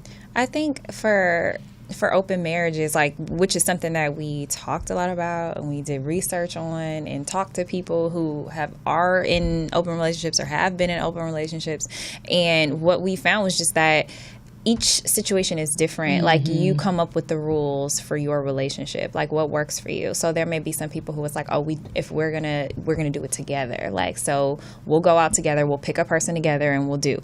Or it'll be like, oh, okay, you can go and do what you do, I'll do what I do, but then you have to tell me about it. Or some people like, I don't want to know about it. So like, you go and do it, and as long as it stays away from our home, and as long as you don't see this person again, and it's a one night stand, like, or you can't see this person more than this many times. Or, you know, some people go as far as like, oh, now you have a side girlfriend, and I'm okay with that. Like, it just depends. It depends on the relationship. So it's not just one way to. There's no one way to have an open relationship. Interesting.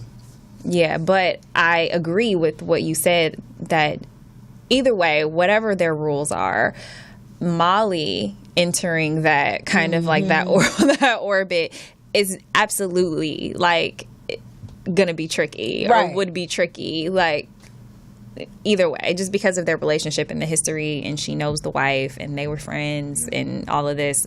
So is this the new episode you guys are spoiling? Yeah. Okay. Yeah. Sorry. The one that came on Sunday. Yeah, you haven't seen. You're supposed to have already watched it. I was just asking one question. I didn't know the answer. Okay. You guys can continue. Just a yes is fine. Yes. Thank you. Something I did notice in this new episode too was very aggressive women, like sexual aggression. Seriously, like it just seemed like her friends, like there was, you know, another spoiler alert in the restaurant. Like everything was just like sex. Does that strike you as abnormal? I don't, but you know, I'm not obviously, you know, obviously it's another spoiler alert. I'm not a woman, so I'm not around. Spoiler, huh? Yeah, you know, exclusive. But I'm not around when women are talking about guys, especially explicitly, sexually, or whatever. So I don't necessarily hear that, but yeah, she's like, it was just like aggression, almost like / thirst a little bit, where it was like, oh yeah, he could hit, or oh yeah, I'm smashing that, and it was just like, wow. I mean, maybe that's just how women talk. I don't know, but I never. And then the two girls in the line was just like, yeah, you want to come over my house, and then they just like basically ran a train on them. You know what I'm saying? So you never had an aggressive like sexual partner? I mean, it was like that's what they ran a tunnel on them. A tunnel, yeah. It was whatever you want to call it. It was a lot going on, but I'm saying it was a lot of sexual aggression. Yeah, I don't know if that was a theme. Is that so? You don't like women who are sexually aggressive? It's not never about happened me. to you? I'm just being observant. But is that weird to you? Yeah. Is that concept weird to you? A woman being more of an aggressor? Well, no. I mean, look. Well, you haven't really seen it a lot, basically. Yeah, it sounds I mean, like. Right. I see sexual. I see women in different lights, and I've seen that. I've seen the sexual overly aggression. I've seen the more, you know what I'm saying, reserved. I've seen the whole gambit. But what I'm saying is this was like just one. Like this is just thing? this just one block of like. Entertainment where it was just like, this is about women getting theirs, or maybe insecure. Is there something to it? You know what I'm saying? What's interesting to me is I was actually having a conversation with one of my girlfriends today, and she was like, this show is for the millennial woman. Like, it is absolutely for our generation. Like, a lot of the criticism that we've received on the show was like, oh, the language that they use, why do they use the N-word, why do they call each other bitches, like why and it's just like, because this is the way that a lot of people are speaking to each other, and maybe like everybody doesn't do it, it's a choice, but at the same time, like, this is it, our generation, like, is absolutely represented in this show. And I think there is definitely like art is imitating life. I don't think that we have created these characters that are moving in any kind of way that is abnormal for women, that is unusual for female sexual behavior. Like a single woman, a single female, whether she be black or white or whatever, in the dating world in Los Angeles, like, you are gonna hear conversations like and this. They're more like, open now. They're more aggressive at going. Yeah, to get because men. we're less afraid. We're less afraid of of the. So if you go to a restaurant, you shouldn't be surprised if you see somebody getting. Hey, you know, so fingered under have that you? table. Well, I'm not gonna ask you personally, but I'm just. But people have been getting fingered since middle school. So like whether it happens under the table or on the steps or like in gym class somewhere, people get fingered. I've been known to not. Girls in your life, you got like 5. I've tried it before. Wow.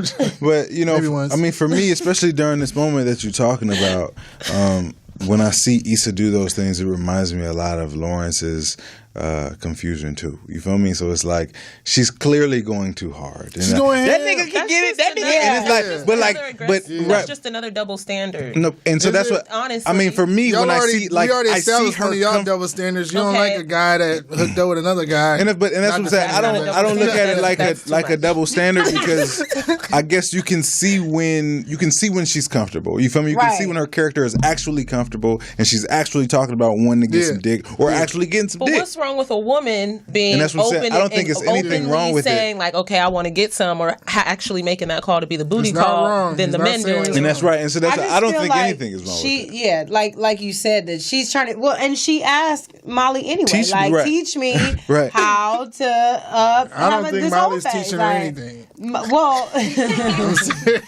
right? No, she right. And that's what I'm saying. I think right now she has become like the same way we're looking at Lawrence. Like, why is Chad controlling you? Like, she has an image, right? Not that Molly's giving her an image, but she has this image created in her mind. Right? I'm gonna be out here like get these thick ass, get these things. It's like she walking around dancing like, why are you so turned for this? That's what I'm saying. But even because the dudes, you haven't been here in 5 years, and the dudes is still giving her that energy of like, yo, like chill. I think so. Even the dudes like it's not really working, and the dude that she did have on deck was the neighbor dude. You know what I'm saying? Which I don't want to look at IMDb because I don't know his name either. The neighbor kid, what's his name? Eddie. Yeah, so Eddie, got it. You know what I'm saying? He's the neighbor kid, but she had to damn near attack him. You know what I'm saying? Well, I'm saying it's like lightweight thirsty a little bit. I think Issa is looking for power. Like, she's looking to feel empowered in some kind of way. In like the quickest way or what makes sense to her because of where she is right now. Obviously, she's broken, as is Lawrence. Mm-hmm. But like the way for her to do that right now immediately is like, oh, I'm going to take ownership over my sexuality, which is the thing that got her in trouble. Right. Last I was just going to say was like that scratch. She had the itch. Being able to own what she did. She felt bad about what she did, but now being able to say like, no, I choose this. And I feel like she had nowhere else to go either, because she has no boyfriend, and she's kind of like in the purgatory a little bit, because she's like, all right, do I go try to be a good girl and find a new boyfriend? Right. It's a really interesting it's an interesting place to be in when you get out of a relationship like that. She's like definitely not ready to jump into anything that serious, which is what Lawrence tried to do, and you see that didn't work. So she's like, I don't want that. You see a guy touching her hand, she's like, whoa, too much. Like, you know, I don't want intimacy. She was laughing the whole time when the homeboy was trying to touch her. That was hilarious. Yes, I love that scene too. Watching them shoot it was a lot of fun too. But you know, she's not ready for that sort of intimacy. But at the same time, she's still a woman and she still has desires. As you could see, she pulled out her vibrator and was trying to like get it going by herself. And it's like, oh, this ain't working. So, okay, what am I gonna do? What am I gonna do? I'm gonna take ownership over my sexuality and over my desires. I'm gonna be like, okay, you know what? I just want to fuck, and I never got to do that, and I'm gonna do that now. And I think it's an okay place for Issa to be in. Like, is it ideal? Is she her best self right now? Probably not. She's gonna regret it later. I think so.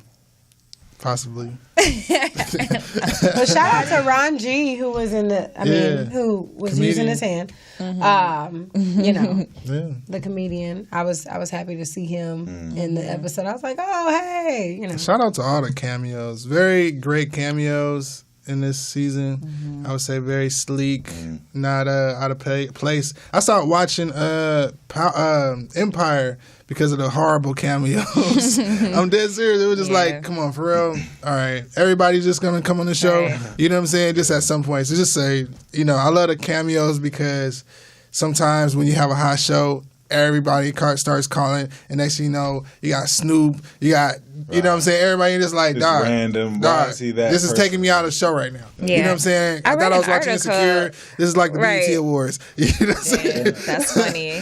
I read an article this week about Empire, and they said they were going to slow down on all the cameos for the upcoming season. That's that they good. would have a few people back, but that they weren't going to be doing cameos anymore because I think they see that the audience is like it takes away from the story. the family. Everybody got to be on the show. But I Focus on the story. Insecure, I'll give 100% credit.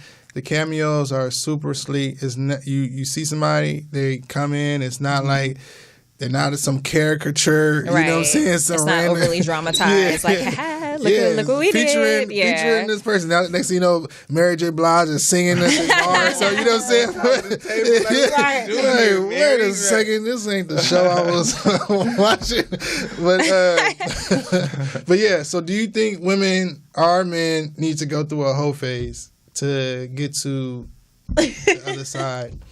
What's the other side? The other side is outside of the whole phase where you like, you know. Is it okay? You live in that But that's matrimony. assuming that Do people need to? that Yeah. right, and that they want or that they would ever get out of it, or they have to get That's out a of it. question. Let them answer. I just said Right, I mean, I'm very interested here before I speak on it. I love to see the banter. So, yeah. Do you need a whole phase?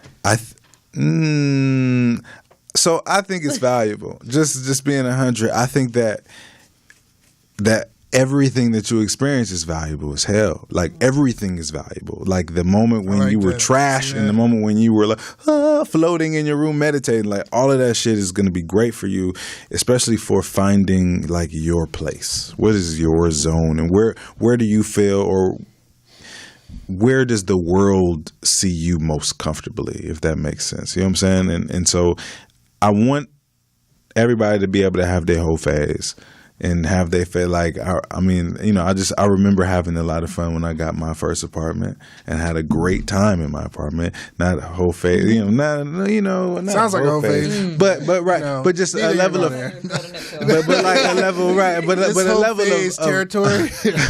right around there. But this level of freedom that allows you to discover, because you don't discover up until you're free. You're told what to do. You're told to do this class thing and go to this school thing. You got to go over here and you got to do, and you're scheduled for how long you're supposed to be here. So to actually have some freedom and try this and say, that whole shit not really my thing though. That holy not really my. Oh wow, this feels good to me. You know what I'm saying? Right here in the middle, in between ho and holy, is right here where I would like to live at. And I think that.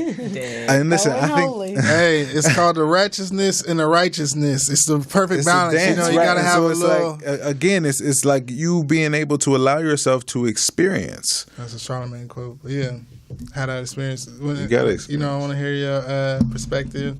Do you need a whole phase? I mean, I hesitate to say anybody needs to have any kind of experience. I think like your life is your life, your course is your course. But I'm not against a whole phase. I'll say that. I think that there's a lot of learning that can come out of it. But it just depends on the people that you are, because then there are some people that you know who was in a whole phase that's still in a whole phase. And it's just like, how long are you going to be in this? Is it a phase or is this, you know what I mean? Is this a phase or is the shit just broken? Like, you know what I mean? So, it's tricky. It's really, really tricky, because I think it's okay. I think it's okay to have one. I'll say that. It's okay to have one. It's okay to say, you know what, right now I don't want to be committed. I just want to date around. I just want to go out and I want to have fun, and I don't want to be obligated. I don't want anybody putting demands on me or telling me what my relationship should look like or what my body should look like or whatever. I think that is perfectly fine. But the thing is like whether or not it remains a phase, I guess, or if it's a lifestyle. I mean, I don't know if you need to have one. But again, I'll say the permission is given from me if you feel like this is something that you want to experience. Yeah. And one thing that I feel like I also have to say is like this level of intention is like, what are you doing it for? You know what I'm saying? And like being able to say like, oh, I don't know what it's like over here. Then cool. You feel me? And that's what I'm for. I'm an explorer. And so even for my son, I thought like, do I want my son to have a whole phase? I'm like, no, because I had a whole phase to tell you ain't got to have a whole phase. You feel what I'm saying? But like also, sometimes you got to touch the fire. You feel me? And so it's like it's this level of exploration that I feel like I want everyone in the world to be able to experience. But I also want I want people to know that you don't have to live as an explorer. You know what I'm saying? Like you explore and then you find that place that you really like to get live in and at. get out. Right. And then you're like, oh, okay, I went here and I went to Europe, but like I really like living in over here in Africa. So I'm going to say like go and see it and touch it and feel it and like, oh, if you have to be able to say like, nah, I'm good. But like, right, it's that idea of like, I tried this and I like this. This is not good for me. I haven't grown out of this place. I'm still here, but I'm just having my whole phase. And it's like, it's not a phase anymore, bro. Like, you're still here. So like, you made a decision. And I mean, and I can't even be mad if you like to live as a hoe for your life. Like, who am I to say you're too old to be a hoe? Like, listen, be a hoe if you want to be a hoe. But also, I feel like there's probably more for you. You know what I'm saying? And I feel like there may just be something else beyond that hoe phase. If you're willing to leave it, because it's just scary. Things are scary. Being a hoe, saying like, oh, I'm gonna go out here and get these niggas. Like that's scary too. That's why she's sitting there like, can you teach me? Because she like, I don't even know how to do this. I'm awkward as fuck. How do I court and just but just enough just to have sex, but not too much. And just for example, like if for example, with this last episode, if Lawrence was approached in that same scenario with like two random girls going up to him in that same vibe, I don't think he would do it. You get what I'm saying? Right. Like I don't think he would do that same thing. It would, what again? I don't think he would do that again, right? Mm-hmm. Just because I don't think he liked the experience. It was just like, these girls doing coke in the corner. It's not his. Right. It's just shit not got his. It's It's just not his. And he kept it together well, but that shit got real. He looked over. This is not what I'm trying to do with myself right now. Like, and so I think that's just a prime example of if he would have never had that experience, if he would have never had them girls like look at him like, well, all these other black dudes can do it, and you can't. And then he's like. He wasn't built for it. Yeah, they shaming him. They're just like now they're off to get. They're talking about different food they want to get. It was just nothing. It was so like him doing it to them was just so much nothing that I think he just really realized like, damn, I need to value myself, better. And so, but I'm saying so him going through that motion will prepare him going forward in life. Like literally, he'll be like. If he does end up sleeping with a woman, he probably is going to look at it more differently or more seriously than just that frivolously, like random grocery store kind of thing. Right, so, but he had to go through that moment to go through it. That's all I was saying. Thinking about it now, like listening to both of you speak and really thinking about the whole phase and like what that signifies. It's like what's the jumping off point for the whole phase? Like what is it? What's that moment that says, you know what? Okay, now I just want to have sex without strings attached, because we don't start out that way, right? Like typically we start out dating and wanting monogamous relationships, but then something happens, and then because we decide we shut down for whatever reason, like now we're like, okay, I want to keep people at a distance and I just want to have fun, and this feels like, this makes me feel like I'm in control of my life, or it makes me feel like I'm in control of whatever. And so thinking about that now, I'm kind of retracting like my position, but it's like maybe introspection would serve us better than a hoe phase. When your hoe phase is born out of you being hurt or you being broken or you being confused or being afraid of like opening up and being vulnerable with people, then perhaps the better thing is like, okay, let me sit with myself for a little bit and let me figure it out. Because the thing before you involve somebody else who could potentially... before you involve multiple people, or damaged or whatever, right, and bring them into what you got going on, like physically, you know what I mean? Because sometimes it could do more harm than it does any good. But I would agree. Well, we are coming basically to the end of the show, and we've had an awesome conversation. So before last comments, you can. Mr. Derrius, tell us about where they can find your music and all of that goodness, and anything else you want to share. And then, Syreeta, you can tell us about, what you're doing, if you have anything coming up, what we can expect maybe on the show coming up. Yeah. I have a bunch of social networks that I don't want to be a part of because I'm just not good at them. You can follow me on them anyway. I post on Twitter. I actually like Twitter. I like Twitter. Just the idea of Twitter is my favorite out of all of them. Vote for Logan with the number 4 on all of them is where you're able to find me. And just like we were talking about, Derrius Logan, you're able to type that into really Google, and you can find everything that you need to from me, music that is released, that is not released, some stuff that's on Spotify and Apple Music and everything else. And Spell Derrius. Derrius is spelled Derrius, and Logan is spelled like Logan. Like the movie. Like the movie, right? And one thing that's really challenging is having the name Logan. I'm so excited, and the movie comes like, hey, but like. That messes up your Googles, huh? It's just the Google is ruined. You know what I'm saying? Yeah. There's no chance, and I think Google that right now. Don't even do it. You already right. And so I need to see what comes up. I have a website that is kind of a small thing right now that's kind of getting bigger. That you're able to type in like your email address and stuff like that, and a place where I'll have new things, new deals. We did this kind of internet pop-up shop where we sold an album that'll probably come out like before the end of this year for $10 to like anybody who just like who knows about my music and wants to hear a thing that like is a future project that I've already finished, already been mixed and mastered and all that stuff, but just like just for people that really support me to be able to kind of fuel some stuff. And it's voteforlogan.com as well. So really just go to voteforlogan.com and you can find everything that you need from me, the music, and anything else that you're interested in. Awesome. Great.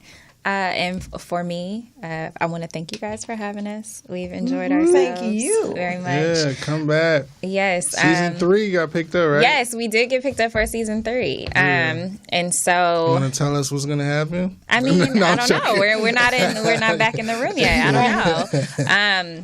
But we'll probably get started this fall, and hopefully be back on next summer. With more stuff. I think, keep watching. You catch up. I'm going to go home and watch it. Yeah. Honestly. And then you'll be like, wow. That's what they were talking about. Yeah. So definitely catch up. I think everybody I think there will be a lot of what the fuck moments, like what's happening, like Molly or Issa, like what are you guys doing? But they're explorers, they're experimenting, and we're just telling the story. But I think at the end of it, you'll be very satisfied with where things end up. And so yeah, season 3, look out for that. We appreciate all of the support. And I'm just, how do we support you? Out here doing my thing. Follow you. Follow me. Yes, follow me. Rita Fajita. That's REETA Fajita. And that's, you can find me anywhere with at Rita Fajita. Yeah. Awesome. So, this has been another episode of Love Sessions. Super grateful. Thank you for tuning in, and catch guys. us Thank Thanks you. for next week. Can we end with one of Logan's tracks? I Do. Oh man. Hey, there it is. Do I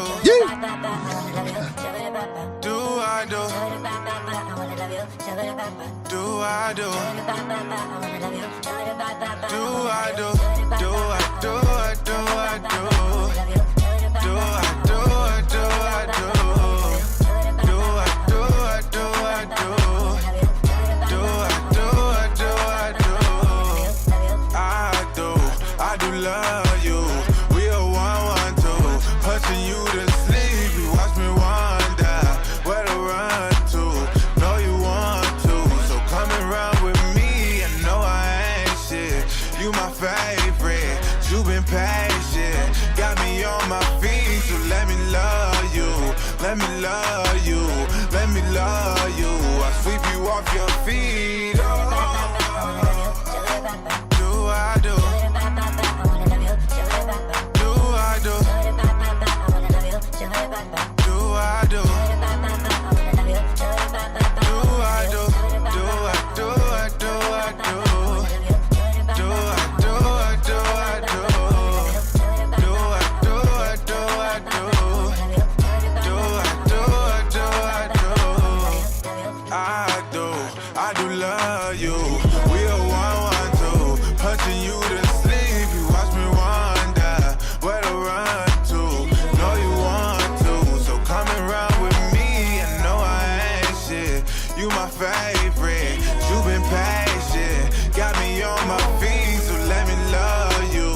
let me love you, let me love you. I sweep you off your feet, oh, oh, oh. Since I've been sitting here with you,